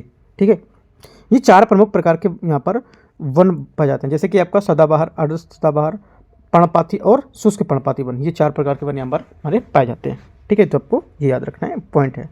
अन्य महत्वपूर्ण तथ्य क्या है, इसमें से हमारा एक ये इंपॉर्टेंट, 2 तो 3 पॉइंट ये इंपॉर्टेंट यहाँ के, उसके बाद आपका इंपॉर्टेंट हो जाता है एक तो ये वाला, ये चीज़ देखो ये क्या है, ये विश्व में जैव विविधता के 8 सर्वाधिक महत्वपूर्ण हॉटस्पॉट में से एक माना जाता है इसको। ठीक है, ये भारत में कुल भूभाग के 6% हिस्से तक विस्तृत है। भारत की सभी पादप मछलियाँ, उभयचर प्रजातियाँ और पक्षियों के स्तनधारियों की 30 से अधिक % प्रजातियाँ यहाँ पाई जाती हैं। ठीक है, तो ये आपको ये पॉइंट याद रखना है। ठीक है, आगे देखते हैं। आगे है 2012 में यूनेस्को द्वारा इसे विश्व धरोहर के रूप में यहाँ पर शामिल भी किया गया था। स्थानीय प्रजातियाँ क्या हैं इसकी, हमारी जो स्थानिक प्रजातियाँ मतलब यहाँ पर जो पाई जाती है इंडेमिक प्रजातियाँ वो क्या होती हैं, नीलगिरी तहर और आपका लायन जो टेल्ड मकाऊ है, ये हमारे यहाँ पर इसकी स्थानिक प्रजातियाँ मतलब जो हमारी इंडेमिक प्रजातियाँ हैं। पश्चिमी घाट के संरक्षण से उठाए गए यहाँ पर कुछ कदम है, जैसे कि पश्चिमी घाट पारिस्थितिक विशेषज्ञ पैनल WGEP 2011 के तहत माडो गार्डी की समिति है, इसके तहत यहाँ पर कुछ कदम उठाए गए थे। इनमें 3 क्षेत्र में विभाजित किया गया था इनको। ठीक है, जो हमारे पश्चिमी घाट संरक्षण के लिए इनको 3 जो क्षेत्र थे उसमें विभाजित किया गया था, जैसे कि उच्च संवेदनशीलता वाला क्षेत्र और उच्च जो संवेदनशीलता वाला क्षेत्र, यहाँ पर बहुसंवेदनशील और उच्च संवेदनशील। ठीक है, ये आपसे पेपर में नहीं पूछेगा, इसको सीधा सा पूरा हटा देना है। ठीक है, फालतू का आपको माइंड यहाँ पर नहीं लगाना है, कुछ जितना आपको मैंने बताया ये घोषित किया गया था जो इसमें यूनेस्को में, ये चीज़ 2 पॉइंट सिर्फ आपको यहाँ से पता होना चाहिए। इसके आगे देखते हैं। आगे हमारा थोड़ा सा इंपॉर्टेंट है यहाँ से, पश्चिमी घाट पारिस्थितिक रूप से संवेदनशील क्षेत्रों के ड्राफ्ट नोटिफिकेशन का 6वां यहाँ पर संस्करण था ये। ठीक है, और अगला पॉइंट, एक तो ये इंपॉर्टेंट है पॉइंट, दूसरा ब्रह्मगिरी जो पहाड़ी है उसका मामला हरित राष्ट्र जो हमारा अधिकरण है NGT नेशनल ग्रीन ट्रिब्यूनल यहाँ पर आया। तो ये नेशनल ग्रीन ट्रिब्यूनल आपको पढ़ना है स्टार्टिंग में जाके। ठीक है, ये कब इसका गठन किया गया था, राइट, तो अब इंपॉर्टेंट हो जाता है हमारा ये। आगे पर्यावरण मंत्रालय ने पश्चिमी घाट को ESZ घोषित करने के लिए एक समय सीमा यहाँ पर निर्धारित करने को कहा था। ठीक है, तो क्या करना है, पर्यावरण मंत्रालय की जितनी कुछ योजनाएं रहेंगी वो पढ़ना है, और राष्ट्रीय हरित हमारा NGT है, ये दोनों आपको जाके स्टैटिक में कवर करना है। ठीक है, आगे देखते हैं। अन्य संबंधित सुर्खियाँ क्या है हमारी, देखते हैं यहाँ पर। जैव विविधता और पारिस्थितिक तंत्र की सेवाओं पर अंतर सरकारी जो हमारी विज्ञान नीति है इसके प्लेटफॉर्म यहाँ पर देखते हैं। यहाँ पे क्या है, यहाँ पर इंपॉर्टेंट हमारा क्या है, सिर्फ इसको करेंगे यहाँ से। यहाँ देखो IPBES ये हमारे लिए इंपॉर्टेंट क्यों है, क्योंकि भारत इसका यहाँ पर सदस्य है, इसलिए थोड़ा सा इंपॉर्टेंट हो जाता है। क्योंकि जैव विविधता और पारिस्थितिक तंत्र सेवा है, इस पर अंतर जो हमारे सरकारी जो पैनल होता है, प्लेटफॉर्म होता है, इसका भारत हमारा मेंबर है। इसकी स्थापना 2012 में पनामा सिटी में की गई थी।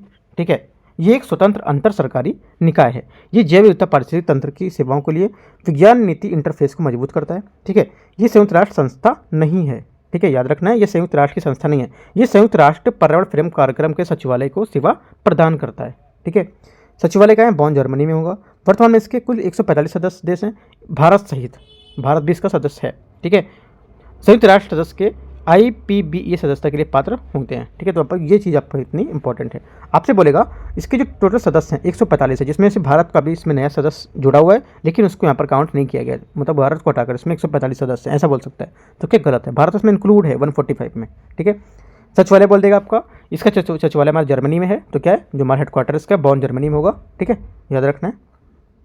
और बोलेगा तीसरा स्टेटमेंट, ये हमारी संयुक्त राष्ट्र की संस्था है, गलत है, संयुक्त राष्ट्र की संस्था नहीं होगी ये। 2 से 3 पॉइंट यहाँ से आपको करने हैं। आगे देखते हैं, आगे है वन्यजीव पर्यावरण पर्यावास का एकीकृत यहाँ पर विकास, ठीक है।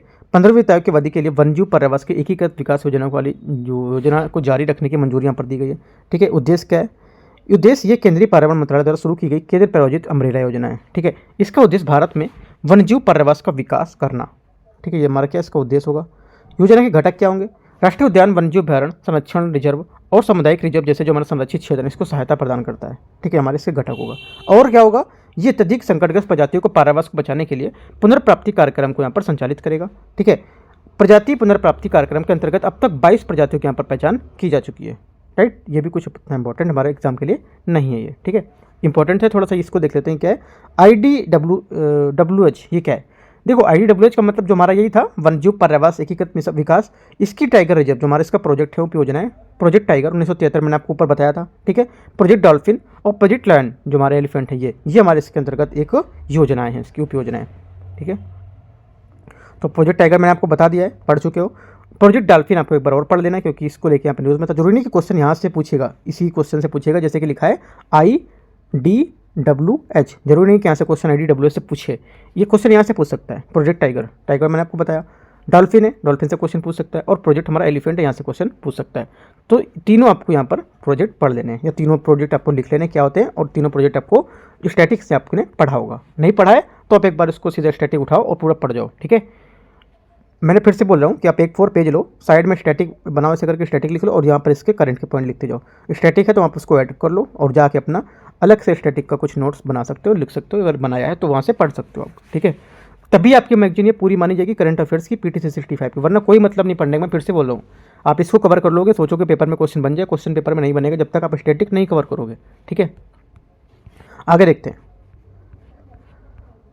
आगे है पीपल्स बायोडाइवर्सिटी रजिस्टर, यहाँ पर ये देखते हैं इसको। केरल की जो हमारी थजाकरा पंचायत ने अपना जो अपडेटेड पीपल्स हमारे बायोडाइवर्सिटी रजिस्टर इसको प्रकाशित किया है। इसमें क्या है? कानूनी मान्यता जैव विविधता अधिनियम 2002 के अनुसार जैव विविधता प्रबंधन समिति ने स्थानीय लोगों से परामर्श रजिस्टर तैयार करेगा, ठीक है। अपने एग्जाम पॉइंट से देखते हैं क्या इंपॉर्टेंट है एग्जाम के लिए। इंपॉर्टेंट यहाँ से क्या होगा?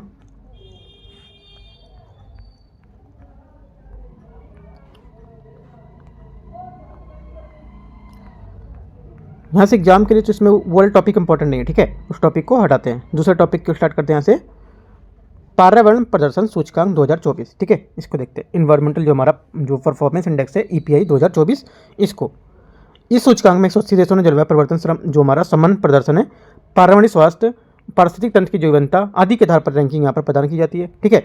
ये रैंकिंग 11 श्रेणियों में 58 जो देश हैं उसके प्रदर्शन संकेतक का उपयोग करके दी जाती है इसको, ठीक है।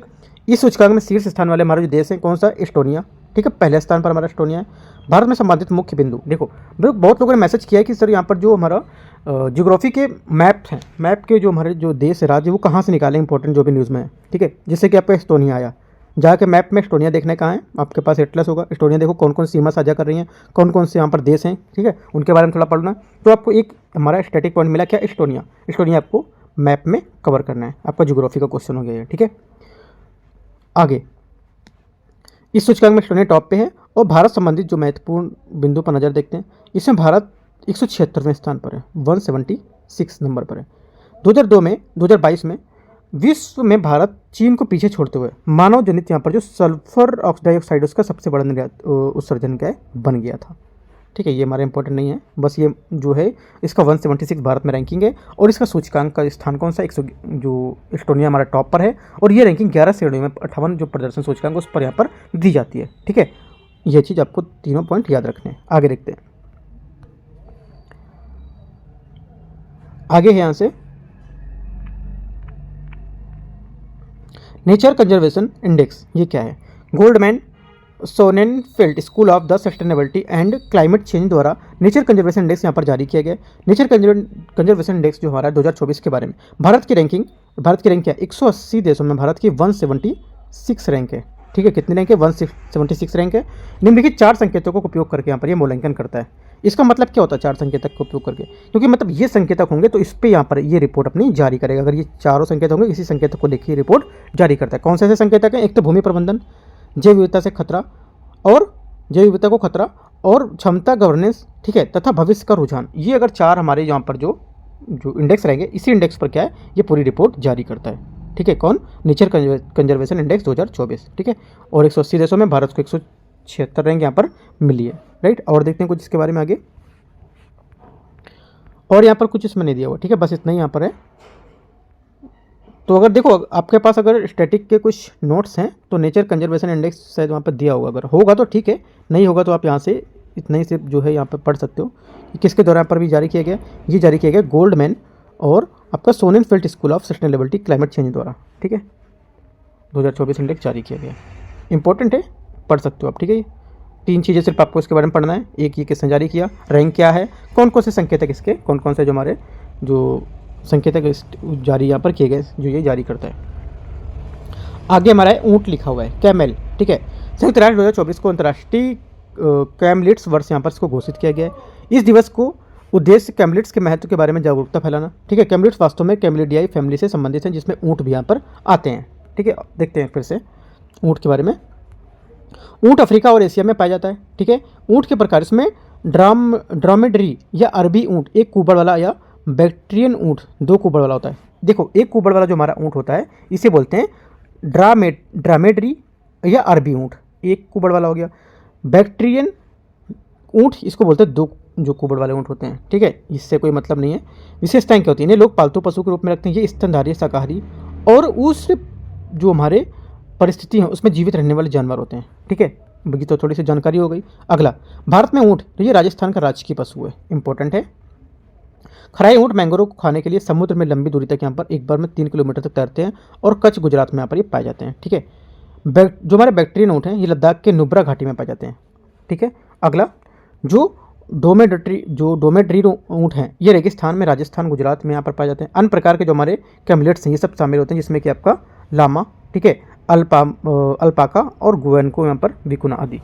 ऊँट के बारे में विचार करते हैं, क्वेश्चन देखते हैं। ठीक है, निम्नलिखित कथनों पर विचार करना है जो हमारे कैमल्स होते हैं, ऊँट उनके बारे में। ठीक है, पहला स्टेटमेंट यहाँ से हमारा, जो खराई ऊँट होते हैं, ठीक है, खराई ऊँट जो हमारे होते हैं ये मैंग्रोव को खाने के लिए लंबी दूरी तक यहाँ पर एक बार में करीब कम से कम 40 किलोमीटर तक दूरी तय करते हैं। ठीक है, या 50 किलोमीटर से अधिक दूरी तय कर लेते हैं।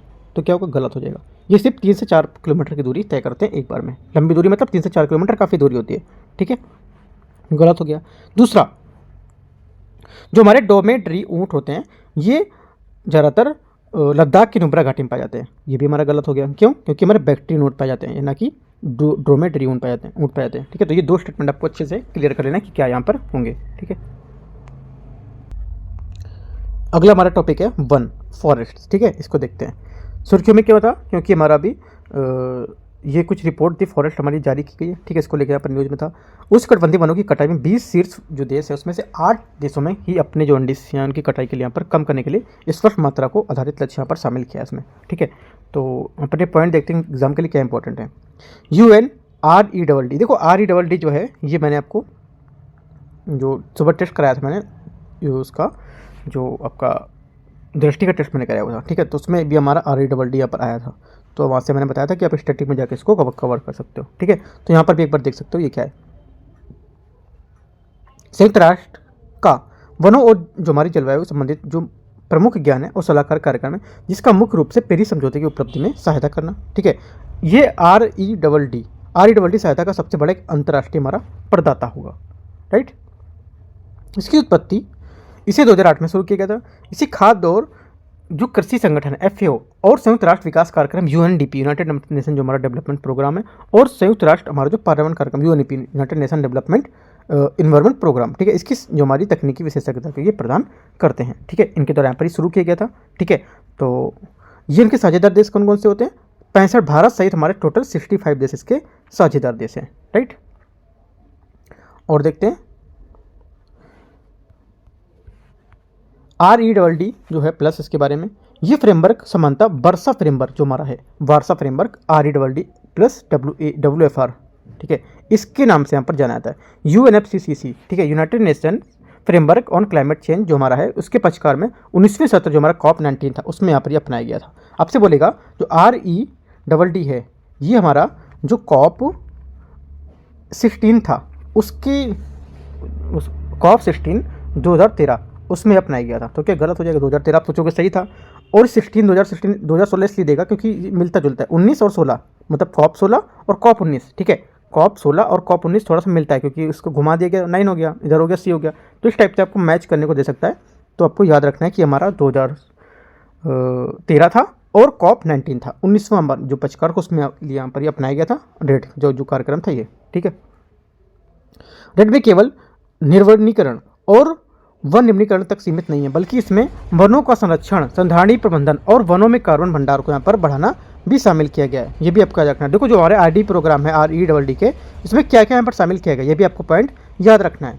क्या क्या शामिल किए गए, कब यहाँ पर इसको कौन से COP में शामिल किया गया था? COP19 में शामिल किया गया था। तो COP19 के बारे में एक बार आपको थोड़ा सा जाके अंदर देख लेना है कि क्या था ये, ठीक है। तो COP19 हमारा न्यूज़ में आया, इस वजह से इसको कवर करना है, ठीक है। अगला हमारा है इंटरनेशनल अरेंजमेंट ऑन फॉरेस्ट। ये क्या है इसको देखते हैं। इंटरनेशनल अरेंजमेंट ऑन फॉरेस्ट वैश्विक वन लक्ष्य हमारा जो है यहाँ पर इसका क्या होगा, जो देखो यहाँ पर जो GFG है, ठीक है। GFG हमारा वैश्विक वन लक्ष्य जो हमारा, इसको नष्ट वनावरण की क्षतिपूर्ति करना 2013 से 17 से 30 के बीच में बताया गया है। और सेकंड क्या होगा इसमें, सेकंड हमारा जो वैश्विक लक्ष्य है इसका वनों से होने वाले जो लाभ है इसकी आजीविका में सुधार करना। आपसे क्वेश्चन कैसे पूछेगा, वैश्विक वन लक्ष्य, ठीक है, वैश्विक वन लक्ष्य के बारे में निम्नलिखित कथनों पर आपको विचार करना। पहला स्टेटमेंट ये बोलेगा जो GPG मतलब वैश्विक वन लक्ष्य है, ये पहला लक्ष्य बोलता है कि संसाधन को जुटाना, ठीक है। पहला स्टेटमेंट तो हमारा क्या गलत हो जाएगा, कोई संसाधन जुटाना जो हमारा GPG फोर्थ होगा। दूसरा बोलता है इसका टारगेट 2016 से 2030 तक बताया गया है, ठीक है। तो ये भी हमारा क्या गलत हो जाएगा, क्या हो जाएगा 2017 से 2030 तक, ठीक है। तो ये दोनों पॉइंट आपको अच्छे से क्लियर करके रखना है। इस टाइप से क्वेश्चन यहाँ से पूछ सकता है एक क्वेश्चन, ठीक है। आगे देखते हैं यूनाइटेड नेशन फोरम ऑन जो फॉरेस्ट 19वें सत्र का यहाँ पर जो है उसमें कुछ बिंदु पर नजर देखते हैं। इसमें विश्व 2030 तक, ठीक है, विश्व 2030 तक वैश्विक वन लक्ष्यों को प्राप्त करने की दिशा में पिछड़ रहा है। ये भी कुछ इतना इंपॉर्टेंट नहीं है, जो एग्जाम के लिए होगा उसको देखते हैं। यहाँ से देखते हैं इसको। भारत में वन स्थिति रिपोर्ट 19 से 21 के जो अनुसार कुल वनावरण में वृक्षावरण में 2261 वर्ग किलोमीटर की वृद्धि हुई है। इस वृद्धि से वनावरण में भौगोलिक कुल क्षेत्रफल 24.62% के यहाँ पर बढ़ गया है, ठीक है। क्षेत्रफल यहाँ पर इतना हो गया है, पहले कितना था जो पहले के यहाँ पर नहीं दिखाया गया, लेकिन जो अभी जो हमारा वृद्धि 2261 किलोमीटर की हुई है उसमें से क्षेत्रफल हमारा इतना प्रतिशत हो गया, ठीक है। 17 जो राज्य है उसमें से भौगोलिक क्षेत्रफल का 33% से अधिक भाग पर वनावरण के अंतर्गत यहाँ पर आएगा। 17 राज्य उनके भौगोलिक क्षेत्रफल में, ठीक है। UNFF के तहत वनों के लिए यहाँ पर संयुक्त राष्ट्र की जो रणनीतिक योजना है इसको लेकर 17 से 30 तक क्या बताया गया है। पहली बार इन वनों के लिए संयुक्त राष्ट्र जो हमारी रणनीतिकरण योजना है इसके समझौते में जो हमारे आयोजित UN फोरम ऑन फॉरेस्ट है एक विशेष सत्र में किया गया था, जिसका समझौता 2030 में वैश्विक वनों को लेकर एक महत्वाकांक्षी विजन भी प्रदान किया गया था, ठीक है। कुछ एक पॉइंट याद करना है बस ये कि पहली बार जो था ये कब कौन से समझौते के तहत ये आया था, UNFF का 2017 में समझौते के तहत। ये पॉइंट सिर्फ इसका ये इंपॉर्टेंट है, पहली बार जो आया था, बाकी आपको नहीं पढ़ना है। आगे देखते हैं। संयुक्त राष्ट्र के सभी सदस्य UNFF सहित भारत सहित यहाँ पर सदस्य हो। देखो UNFF के बोलेगा जो UNFF है उसके बारे में निम्नलिखित कथनों पर विचार करना है, ठीक है। UNFF जो हमारा है ये भारत विश्व का एक सदस्य है, पहला स्टेटमेंट। दूसरा स्टेटमेंट यहाँ से होगा ये पहली बार संयुक्त राष्ट्र के रणनीतिक समझौते के तहत 2017 में आयोजित जो हमारा UN फोरम जो हमारा फॉरेस्ट था उसके तहत यहाँ पर स्थापित किया गया था। ये हमारा करेक्ट है, दूसरा भी करेक्ट है और पहला भी करेक्ट है क्योंकि भारत इसका मेंबर है, ठीक है। तीसरा स्टेटमेंट दे देगा कि जो संयुक्त राष्ट्र के सभी सदस्य इसके मेंबर नहीं है, कुछ सदस्य यहाँ पर इसके रूप में मेंबर हैं और कुछ ऐसे कुछ करके दे देगा यहाँ पर नहीं है। तो क्या होगा, गलत होगा, क्योंकि सभी सदस्य हमारे इसके संयुक्त राष्ट्र के मेंबर होंगे, ठीक है। ये आपको याद रखना है। आगे इसमें 2030 तक हासिल किए गए सभी जो 6 वैश्विक लक्ष्य हैं इनके 26 संबद्ध क्षेत्रों का एक सेट शामिल करना और स्वैच्छिक और सार्वभौमिक यहाँ पर होना, ठीक है। ये आपको नहीं पढ़ना है, छोड़ देना है, इंपॉर्टेंट नहीं है।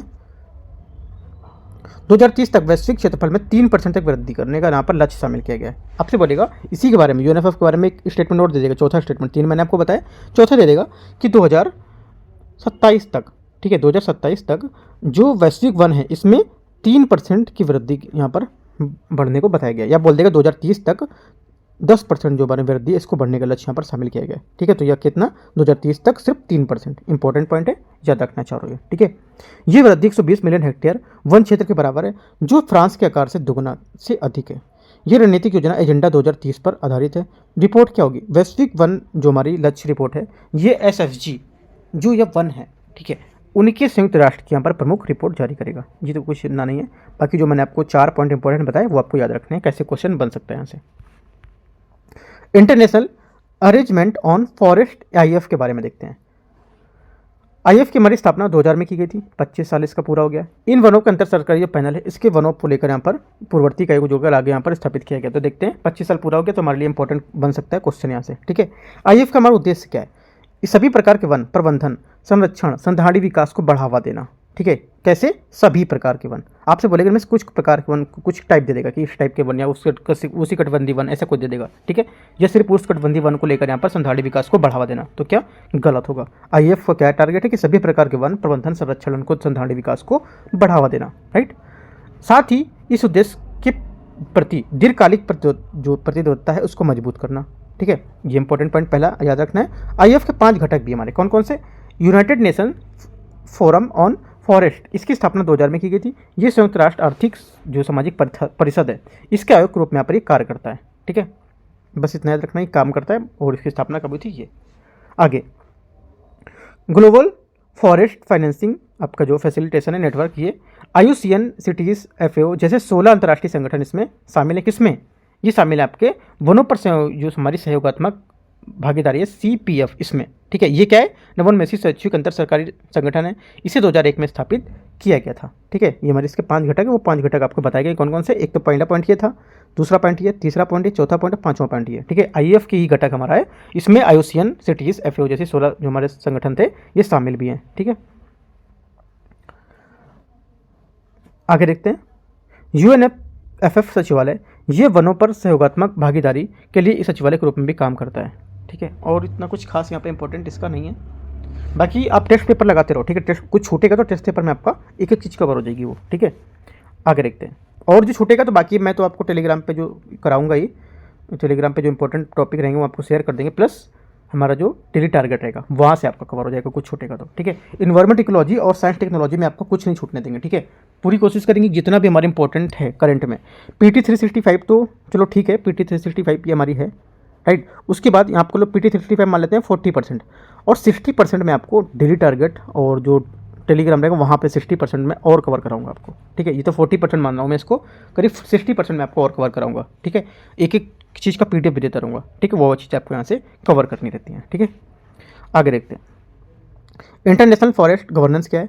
ये गैर लाभकारी संस्था, इसे इंटरनेशनल फॉरेस्ट गवर्नेंस एक क्रिटिकली रिव्यू ऑफ ट्रेड्स जो हमारी है उसके शीर्षक के रूप में यहाँ पर जारी किया गया है। ये इंपॉर्टेंट नहीं है, इसको हटाते हैं। और यहाँ पर कुछ इंपॉर्टेंट इतना नहीं है, छोड़ते हैं इसको। आगे देखते हैं। आगे हमारा यहाँ पर है मैंग्रोव संरक्षण। ठीक है, जो हमारे मैंग्रोव जो कंजर्वेशन है उसके बारे में देखते हैं, ये क्या है। संबंधित तथ्य, IUCN red list of mangrove जो इकोसिस्टम के तहत ग्लोबल मैंग्रोव अलायंस जैसे संगठन है, इसके विशेषज्ञ के साथ मिलकर 44 देशों में से 36 देशों का यहाँ पर मूल्यांकन किया गया है।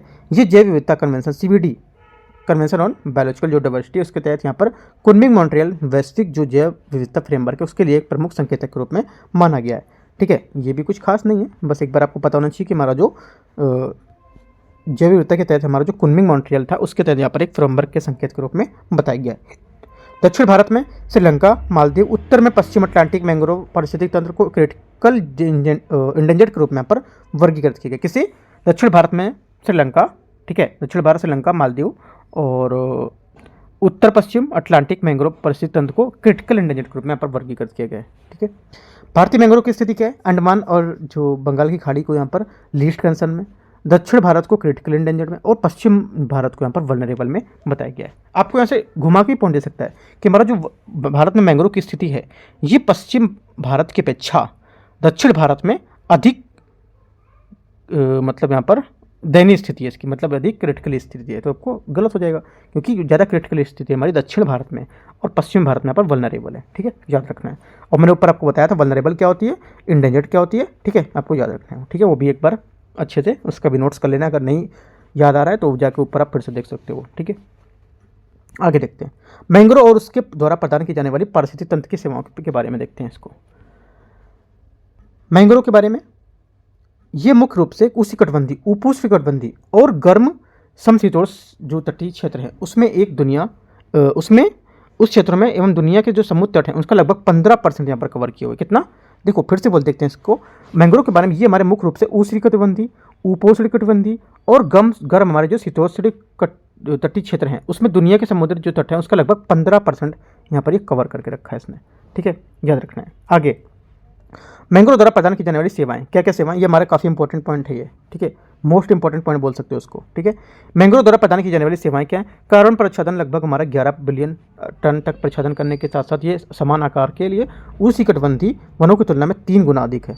और जैव विविधता आपदा जोखिम न्यूनीकरण के लिए यहाँ पर ये दी जाने वाली सेवाएं इसकी हैं, जो 11 बिलियन टन है, इसमें कार्बन प्रच्छादन करने के लिए हम समान आकार यहाँ पर देगा। ठीक है, आगे देखते हैं। ये वाला पॉइंट हमारा ज़्यादा इंपॉर्टेंट था मैंग्रोव के बारे वाला। ठीक है, मैंग्रोव के बारे में ये आपको याद रखना है, ये पॉइंट आपको लिख भी लेना है मैंग्रोव करके, और मैंग्रोव लिखना है और आपको बना लेना उष्णकटिबंधीय, उपोष्णकटिबंधीय और गर्म शीतोष्णकटिबंधीय क्षेत्र में, और दुनिया के जो समुद्र तट है उसका लगभग 15% का यहाँ पर ये प्रतिशत कवर किया हुआ है इसने। ठीक है, आगे देखते हैं। मैंग्रोव से क्वेश्चन अभी पूछा नहीं गया है। ठीक है, कम से कम 2-3 सालों में मैंग्रोव से मतलब पर्टिकुलर क्वेश्चन नहीं पूछा गया, स्टेटमेंट तो क्वेश्चन दे रखा है लेकिन एक क्वेश्चन कोई नहीं बनाया है, तो क्वेश्चन हो सकता है इस बार पूछने, उम्मीद है कि पूछ सकता है क्वेश्चन।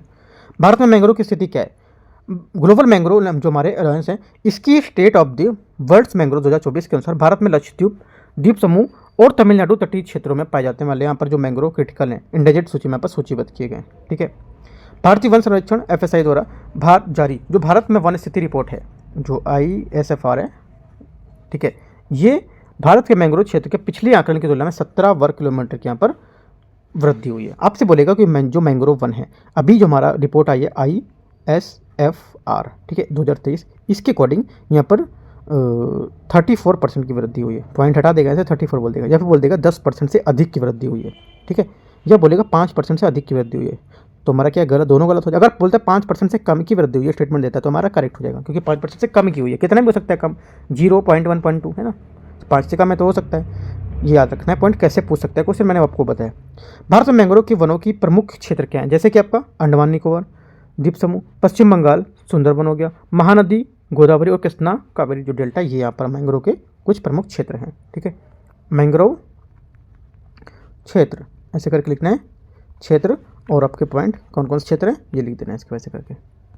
आगे देखते हैं, मैंग्रोव संरक्षण के लिए शुरू की गई पहल। यहाँ पर कुछ पहल की गई थी इसके संरक्षण के लिए, जैसे कि mangrove initiative for shoreland habitats and जो आपका टैजिबल इनकम मिष्टी था। ठीक है, मिष्टी बोल सकते हो, मिष्टी योजना शुरू की गई थी। आपसे बोलेगा मिष्टी योजना है, ये किसके लिए शुरू की गई थी? ठीक है, मिष्टी योजना किसके लिए शुरू की गई थी? ये शुरू की गई थी मैंग्रोव को संरक्षण के लिए पहल है ये। ठीक है, किसके द्वारा शुरू की गई थी? ये हमारा पर्यावरण, वन और जलवायु परिवर्तन मंत्रालय के तहत यहाँ पर भारत सरकार की पहल है, जिसका उद्देश्य तटरेखा और साथ ही जो हमारी लवणीय भूमि है उनको मैंग्रोव के यहाँ पर क्षेत्र को बढ़ाना। ठीक है, ये इंपॉर्टेंट पॉइंट है, पहला वाला याद रखना है। दूसरा, सस्टेनेबल आपके एक्वाकल्चर है, उनके मैंग्रोव में इकोसिस्टम की पहल, इसमें एकीकृत मैंग्रोव जो हमारे जलीय जीव हैं, जलीय कृषि हैं, इनकी प्रणाली का उपयोग करके यहाँ पर जलीय कृषि फर्मों का निर्माण किया जाता है। ये इंपॉर्टेंट इतना नहीं है। दूसरा, मैजिकल मैंग्रोव अभियान, ये क्या है इसको देखते हैं। मैजिकल मैंग्रोव अभियान, इसके तहत WWF इंडिया द्वारा 9 तटीय राज्यों में नागरिक मैंग्रोव को संरक्षण पर परिचित किया गया है। ठीक है, मैंग्रोव प्रवाल वित्तीय संरक्षण प्रबंधन, यहाँ पर राष्ट्रीय तटीय मिशन कार्यक्रम, ये क्या है? ये भी कुछ नहीं, बस ये सिर्फ आपका पहला जो था ये पॉइंट इंपॉर्टेंट है यहाँ से, बाकी आपको कुछ नहीं करना है यहाँ से। ठीक है, आगे देखते हैं। वैश्विक स्तर पर शुरू की गई कुछ पहलें, जैसे आपके मैंग्रोव बेकरथ्रू जो है, इसे मिस्र के शर्म अल शेख में COP27 उसमें यूनाइटेड नेशन हाई जो level climate champions on global mangrove alliance था उसमें आरंभ किया गया था। यह सभी हितधारकों को 2030 तक वैश्विक स्तर पर 15 मिलियन हेक्टेयर से अधिक मैंग्रोव को भविष्य में सुरक्षित करने के लक्ष्य की दिशा को मिलकर काम करना है। ठीक है, याद रखना है, इंपॉर्टेंट पॉइंट है थोड़ा सा हमारा, जो विश्व स्तर पर यहाँ पर किया गया इसको लेके। ठीक है, कौन सा कहाँ पर किया गया, मैंग्रोव बेकरथ्रू क्या है और कौन से COP में यहाँ पर किया गया था। ठीक है, और कितना मिलियन हेक्टेयर को और कितना सन तक ये करना है, मतलब कितना टाइम पीरियड है ये। ठीक है, 4 चीज़ें आपको यहाँ से कवर करनी वैश्विक में। ठीक है, आगे देखते हैं। अन्य संबंधित सुर्खियाँ हमारी क्या है, इसमें से हमारा आएगा वन सलाहकार समिति। इसमें क्या है, इसमें देखते हैं, ये केंद्रीय पर्यावरण वन जलवायु परिवर्तन मंत्रालय तो के तत्वाधान में वन संरक्षण अधिनियम 1980 के तहत एक सांविधिक निकाय है। क्या है? सांविधिक निकाय। ठीक है, सांविधिक निकाय होगा तो हमारा अधिनियम के तहत आएगा। अगर संवैधानिक होगा तो हमारा वो अनुच्छेद के तहत आएगा। अगर संवैधानिक यहाँ लिखा होता तो वहाँ पे आर्टिकल होता, आर्टिकल 32, आर्टिकल 34, जो भी होता वो होता। ठीक है, संवैधानिक है तो क्या होगा, सांविधिक है तो क्या होगा, ये हमारा अधिनियम के तहत आएगा। ये बात आपको याद रखनी है। पहला हमारा ये हो गया। दूसरा, एफएसी गैर वन उद्देश्यों के लिए वन भूमि का उपयोग करके मंजूरी देता है। ठीक है, इनको मंजूरी देगा। और कुछ खास यहाँ पे इंपॉर्टेंट नहीं है, बस ये याद रखना है कि हमारा जो एफएसी है ये कौन से मतलब कौन सा वहाँ पर जो मिनिस्ट्री इसमें है और कब यहाँ पर स्थापित किया गया था, कौन सा निकाय है, बस ये याद रखना है। ठीक है, आगे देखते हैं। वन पारिस्थितिक तंत्र जो पुनर्बहाली है, ये क्या है? हाल ही में जैव विविधता अभिसमय CBD जो कन्वेंशन ऑन बायोलॉजिकल डाइवर्सिटी जो है, इसको सचिवालय में वन पारिस्थितिकी तंत्र पुनर्बहाली पहल शुभारंभ की 10वीं वर्षगांठ मनाई गई। काफ़ी इंपॉर्टेंट हो जाएगा क्योंकि 10वीं वर्षगांठ मनाई जा रही है। ठीक है, जिसका 10वीं 50वीं वर्ष हो रहा है, 5 वर्ष हो रहा है, 2 वर्ष पूरा हो रहा है, 50, 100, 150 जितना होता है वो सब आपका इंपॉर्टेंट बन जाता है एग्जाम के लिए। ठीक है, देखते हैं वन पारिस्थितिकी तंत्र पुनर्बहाली पहल फेरी, ये क्या है? ठीक है, ये सहयोग आधारित परियोजना है। इससे 2014 में दक्षिण कोरिया की कोरिया फॉरेस्ट सर्विस जो है CBD उसकी कार्यकारी यहाँ पर सचिव के सहयोग के रूप में यहाँ पर शुरू किया गया था। ठीक है, अगला CBD सचिवालय हमारा CBD सचिवालय द्वारा कार्यान्वयन किया जाता है इसका। ठीक है, इसे आईची जैव विविधता लक्ष्य हमारा 5वां, 14वां और 15वां के लिए अनुरूप यहाँ पर पारिस्थितिक तंत्र को संरक्षण के लिए पुनर्बहाली के लिए राष्ट्रीय लक्ष्यों की जो योजना है उसको क्रियान्वयन करने के विकासशील देशों की सहायता के लिए यहाँ पर डिजाइन किया गया है। ठीक है, आपसे क्वेश्चन बोलेगा जो हमारा फेरी है, फेरी पहल, ये हमारे विकसित देशों की सहायता करने के लिए यहाँ पर इसे डिजाइन किया गया है। ठीक है, तो क्या होगा, गलत हो जाएगा क्योंकि यहाँ पर विकासशील बोल रहा है। ठीक है, विकासशील देशों की सहायता के लिए यहाँ पर इसे डिजाइन किया गया था। दूसरा, इसे बोलेगा कि हमारा आईची लक्ष्य है, आईची लक्ष्य हमारा 5वां, 13वां और 15वां। ठीक है, इसके लिए यहाँ पर इसे पारिस्थितिक तंत्र के लिए पुनर्बहाली के लिए यहाँ पर इसे क्रियान्वयन किया गया इसका। तो क्या होगा, गलत हो जाएगा। कौन सा? 5वां और 14वां और 15वां। ठीक है, ये आपका रहेगा, यहाँ पर दे रखा है। राइट, ये दोनों पॉइंट आपको याद रखने हैं। आगे देखते हैं, आगे हमारा है 124.3 यूरोपीय संघ की प्रकृति पुनर्स्थापन योजना। इसके बारे में देखते हैं। यूरोपीय संघ ने अपनी तरह पहली प्राकृतिक पुनर्स्थापन योजना जो है उसके क्या पर उसको मंजूरी दे दी है। ठीक है, ये पूरे यूरोप महाद्वीप पर लागू होने वाला एक व्यापक कानून होगा। ये यूरोपीय संघ की यूरोपियन ग्रीन डील है, इसका यहाँ पर हिस्सा होगा। इसका लक्ष्य 2050 तक, ठीक है, 2050 तक नेट जीरो ग्रीन हाउस उत्सर्जन को यहाँ पर अर्थव्यवस्था यहाँ पर बनाना। ठीक है, ये इंपॉर्टेंट हमारा पॉइंट है, याद रखना है। इसका जो टारगेट दे रखा है ये थोड़ा सा इंपॉर्टेंट है। और कौन सा मतलब पूरे यूरोप की बात कर रहा है, ये भी थोड़ा इंपॉर्टेंट है। ठीक है, और ये कौन सा हिस्सा है, यूरोपीय संघ के लिए यहाँ पर ग्रीन डील का हिस्सा है। 3 बातें आपको यहाँ से याद रखनी है। आगे NRP की मुख्य विशेषता। NRP क्या है? NRP मतलब वही जो मैंने आपको बताया, जो नेचर आपका रिस्टोरेशन प्लान है, यूरोपीय संघ की जो प्रकृति पुनर्स्थापन योजना है ये। इसका उद्देश्य क्या है? यूरोपीय संघ की भूमि जो समुद्री क्षेत्र है इसमें प्रकृति के दीर्घकालिक रिकवरी के लिए पुनर्स्थापन संबंधी जो बाध्यकारी लक्ष्य है इसको पूरा करना। इसका लक्ष्य 2030 तक यूरोपीय संघ की कम से कम 20% भूमि और समुद्री जो क्षेत्र उसको रिकवर करना, साथ ही अंत पुनर्स्थापन की आवश्यकता को जो पारिस्थितिक तंत्र उसमें 2050 तक इसको रिकवर करना। ठीक है, ये इतना इंपॉर्टेंट नहीं है इसका उद्देश्य। जो हमारा पहला वाला पॉइंट था लक्ष्य को पूरा करना, ये चीज़ें हमारा इंपॉर्टेंट था। दिखाता हूँ मैं आपको ये। ठीक है, ये हमारा जो पॉइंट था ये इंपॉर्टेंट है इतना। आगे देखते हैं, और इसका फोकस क्षेत्र क्या है? फोकस क्षेत्र हमारा होगा इसका, इसमें आर्द्र भूमि, वन घास के मैदान आदि से संबंधित जो हमारे मौजूदा कानून है, परागण करने वाले जो कीट हैं, वन पारिस्थितिक तंत्र आदि को यहाँ पर शामिल किया गया है। ये फोकस क्षेत्र आपसे पूछ सकता है क्वेश्चन, फोकस क्षेत्र और आपका यहाँ पर जो यहाँ से ये वाला पॉइंट था, ये दोनों आपसे क्वेश्चन पूछ सकता है यहाँ से। जो हमारा कार्यान्वयन एजेंसी होगी ये क्या है, ये हमारा कौन कौन इसको लागू किया है, किसके माध्यम से, ये तो ये पूछ सकता है। ये योजना जो हमारी यूरोपीय संघ के देशों की राष्ट्रीय पुनर्स्थापन योजना है उसके माध्यम से लागू किया जाएगा, ये नहीं पूछेगा। ठीक है, सिर्फ ये 2 पॉइंट हमारे इंपॉर्टेंट है, 1 और 2। ठीक है, आगे देखते हैं। यूरोपीय संघ निर्वनीकरण विनियमन, ये क्या है? 1 वर्ष और बढ़ाने का प्रस्ताव रखा गया इसको। ठीक है, तो इस वजह से यहाँ न्यूज़ में था, तो देखते हैं। ये वैसे क्वेश्चन यहाँ से इससे पूछेगा नहीं, बता देता हूँ मैं, थोड़ा सा देख लेता हूँ क्या है।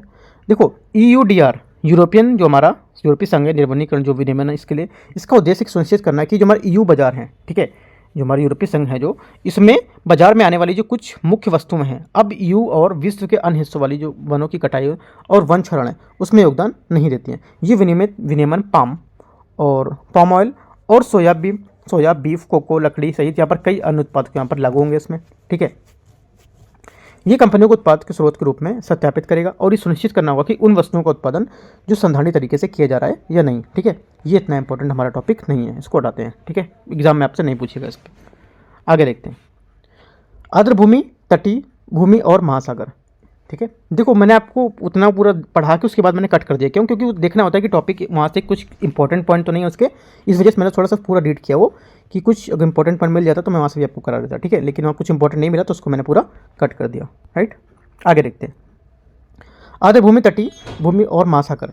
इसमें क्या खुले समुद्र और यहाँ पर जो संयुक्त राष्ट्र संधि, इसको लेकर यहाँ पर है क्वेश्चन, क्या हमारा एग्जाम के लिए इंपॉर्टेंट है, इसको देखेंगे। यहाँ पर देखो, खुला सागर या हाई सी, यहाँ पर उच्च सागर क्या होता है। ठीक है, हमारा संयुक्त राष्ट्र समुद्री कानून अभी समय जो है, इसके सीमांकन के अनुसार किसी देश के अनन्य आर्थिक क्षेत्र और प्रादेशिक जो हमारे समुद्र या आंतरिक जल क्षेत्र है, इसके बाहर जल क्षेत्र को खुला समुद्री हाई, इसको सी कहते हैं। ठीक है, जो हमारे हाई सी की तरह से डेफिनेशन दे रखी है पूरी, क्या किसको बोलते हैं। राइट, याद रखना है। आगे प्रादेशिक सीमांकन क्या है, प्रादेशिक समुद्र क्या है और सन्निहित क्षेत्र क्या होंगे। ठीक है, ये आपसे कुछ नहीं पूछेगा।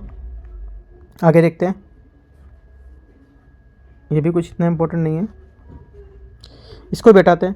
ठीक है, देखो जो हमारे एग्जाम के लिए कुछ ज़्यादा इंपॉर्टेंट होगा वो सभी टॉपिक को मैं डिस्कस करूंगा। फालतू के टॉपिक जो यहाँ पर हैं इसमें पड़े हुए हैं, उनको यहाँ पर क्वेश्चन जो नहीं इंपॉर्टेंट है यहाँ पर, उसको यहाँ से हटा देंगे। ठीक है,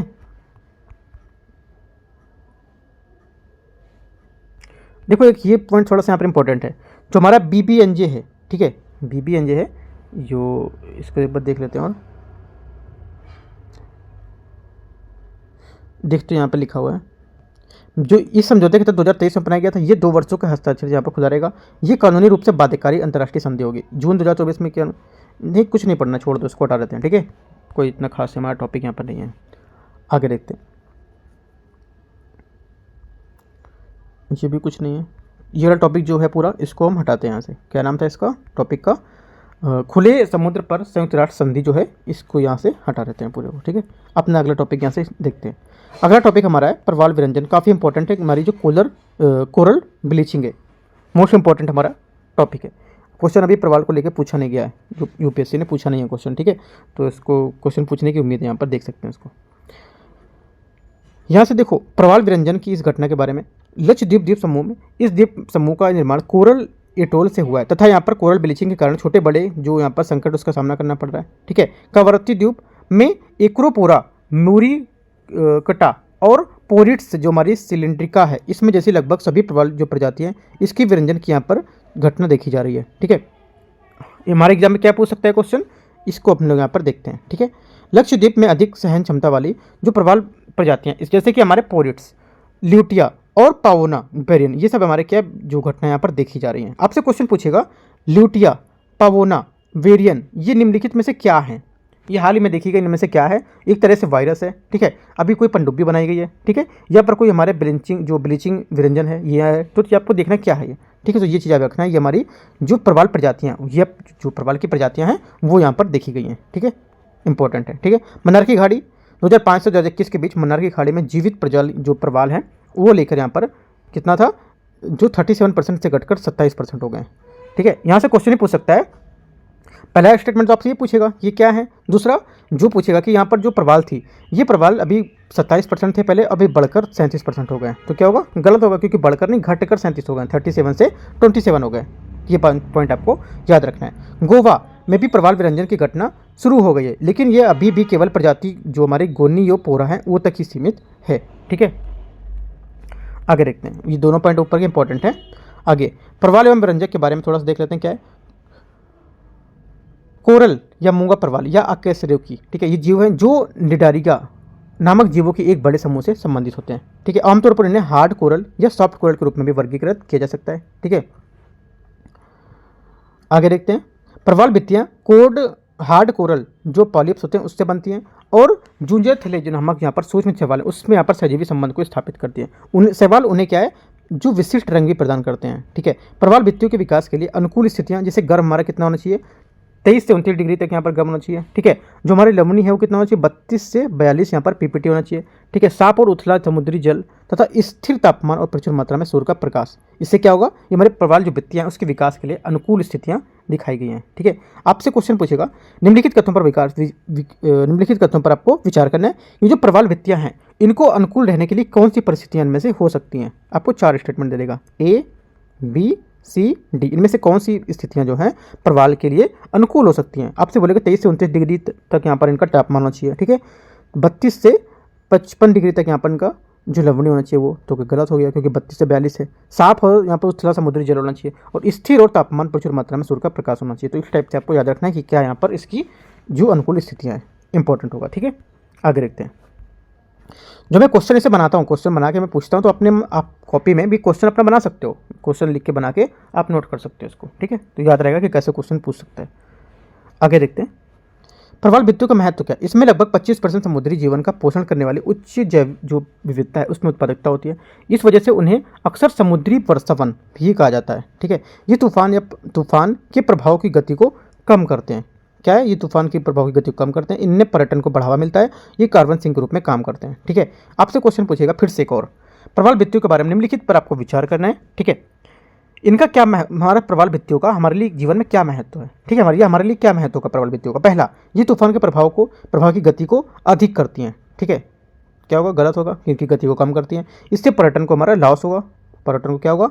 लॉस होगा, लॉस नहीं होगा, इनको बढ़ावा मिलेगा। ये कार्बन सिंक के रूप में काम नहीं करते हैं, ठीक है। ये कार्बन सिंक के रूप में काम करते हैं, तो तीनों गलत हो गए। तो इस टाइप से ये स्टेटमेंट इसके करेक्ट हो जाएंगे, ठीक है।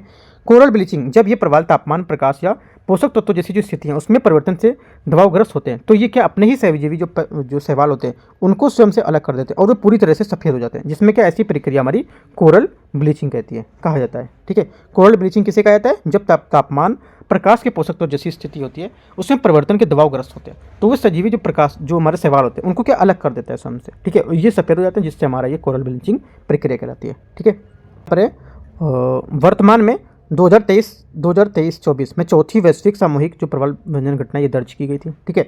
कोरल ब्लीचिंग के लिए यहाँ पर जिम्मेदार कारक कौन हो सकता है? जलवायु परिवर्तन के कारण महासागर तापमान में वृद्धि, समुद्र में अपशिष्ट जल का मिलना एवं प्रदूषण, अत्यधिक निम्न ज्वार, महासागर का अम्लीकरण, ठीक है, और जैविक आक्रमण, यहाँ पर ये सब ये क्या हो सकते हैं? ये हमारे यहाँ पर कोरल ब्लीचिंग के जिम्मेदार कारक हो सकते हैं, ठीक है। आपसे क्वेश्चन पूछेगा इनमें से कोरल ब्लीचिंग है इसके जिम्मेदार कारक इनमें से कौन से हैं, ये कौन से नहीं है, ऐसे करके क्वेश्चन आपको बना लेना है। यहाँ से यहाँ से मैंने आपको 3 क्वेश्चन बनाया, तीसरा क्वेश्चन ये बना रहा हूँ, ठीक है। दूसरा क्वेश्चन इधर से बनाया, पहला क्वेश्चन मैंने ऊपर से कहीं से बनाया था, तो तीनों क्वेश्चन आपको बना के लिख लेना है खुद से भी। आगे देखते हैं। भारत में प्रवाल के संरक्षण के लिए शुरू की गई कुछ पहल है। कौन कौन सी पहल?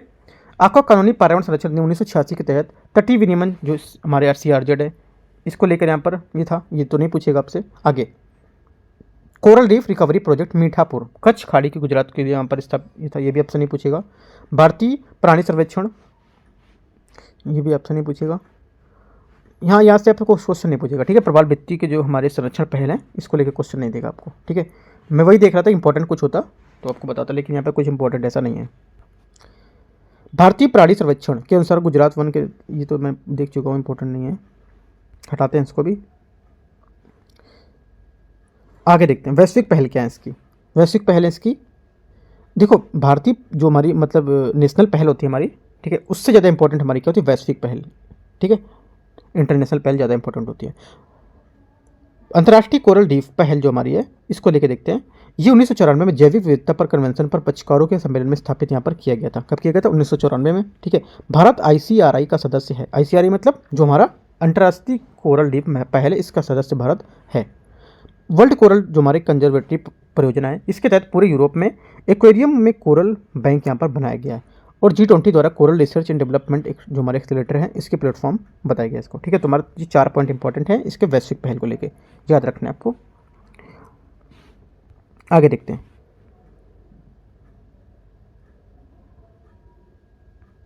आगे है, यहाँ से देखो ये थोड़ा सा पढ़ सकते हो सुर्खियाँ जो हैं। आर्टिफिशियल द्वीप्स, तमिलनाडु के रामेश्वर तट पर 300 आर्टिफिशियल द्वीप्स यानी कृत्रिम जो हमारी भित्तियाँ स्थापित की गई हैं।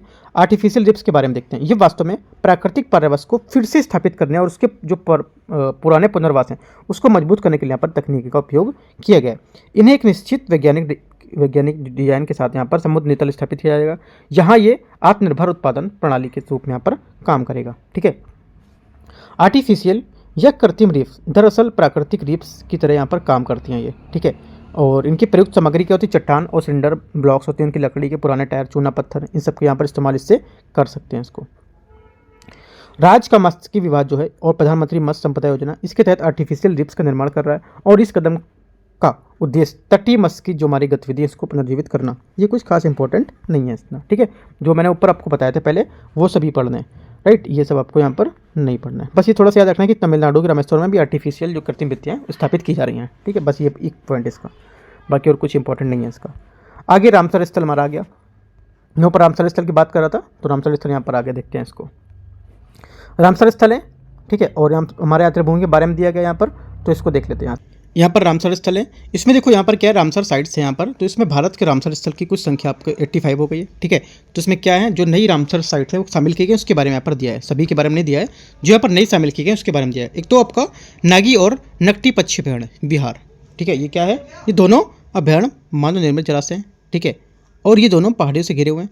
यहाँ शुष्क पर्णपाती वन यहाँ पर पाए जाते हैं, ठीक है। हालांकि नागी जो अभयारण्य है यहाँ गंगा के मैदान में स्थित है, परंतु इसका जो हमारा भूदृश्य है दक्कन के पठार के समान है, ठीक है। इन्हें वर्ल्ड वाइल्ड लाइफ इंटरनेशनल जो हमारे महत्वपूर्ण पक्षी अभयारण्य के तहत यहाँ पर इसे मान्यता भी दी गई है, राइट। तो हमारा नागी जो नकटी अभयारण्य इसके बारे में आपको पता होना चाहिए। दूसरा है हमारा नंजरायण पक्षी अभयारण्य। ये मैंने आपको इस पे क्वेश्चन डिस्कस कर लिया था सुबह, जो आपका सुबह या फिर कल जो मैंने टेस्ट कराया हुआ था दृष्टि का, वहाँ पे मैंने आपको क्वेश्चन करा चुका हूँ। इसका फिर से बता भी देता हूँ। नंजरायण जो पक्षी अभयारण्य बड़ी जो हमारी उथली आर्द्रभूमि, इसका नाम राजा नंजरायण के नाम पर रखा गया था, जिन्होंने इसके जीर्णोद्धार की मरम्मत यहाँ पर कराया गया था इसको लेकर, ठीक है।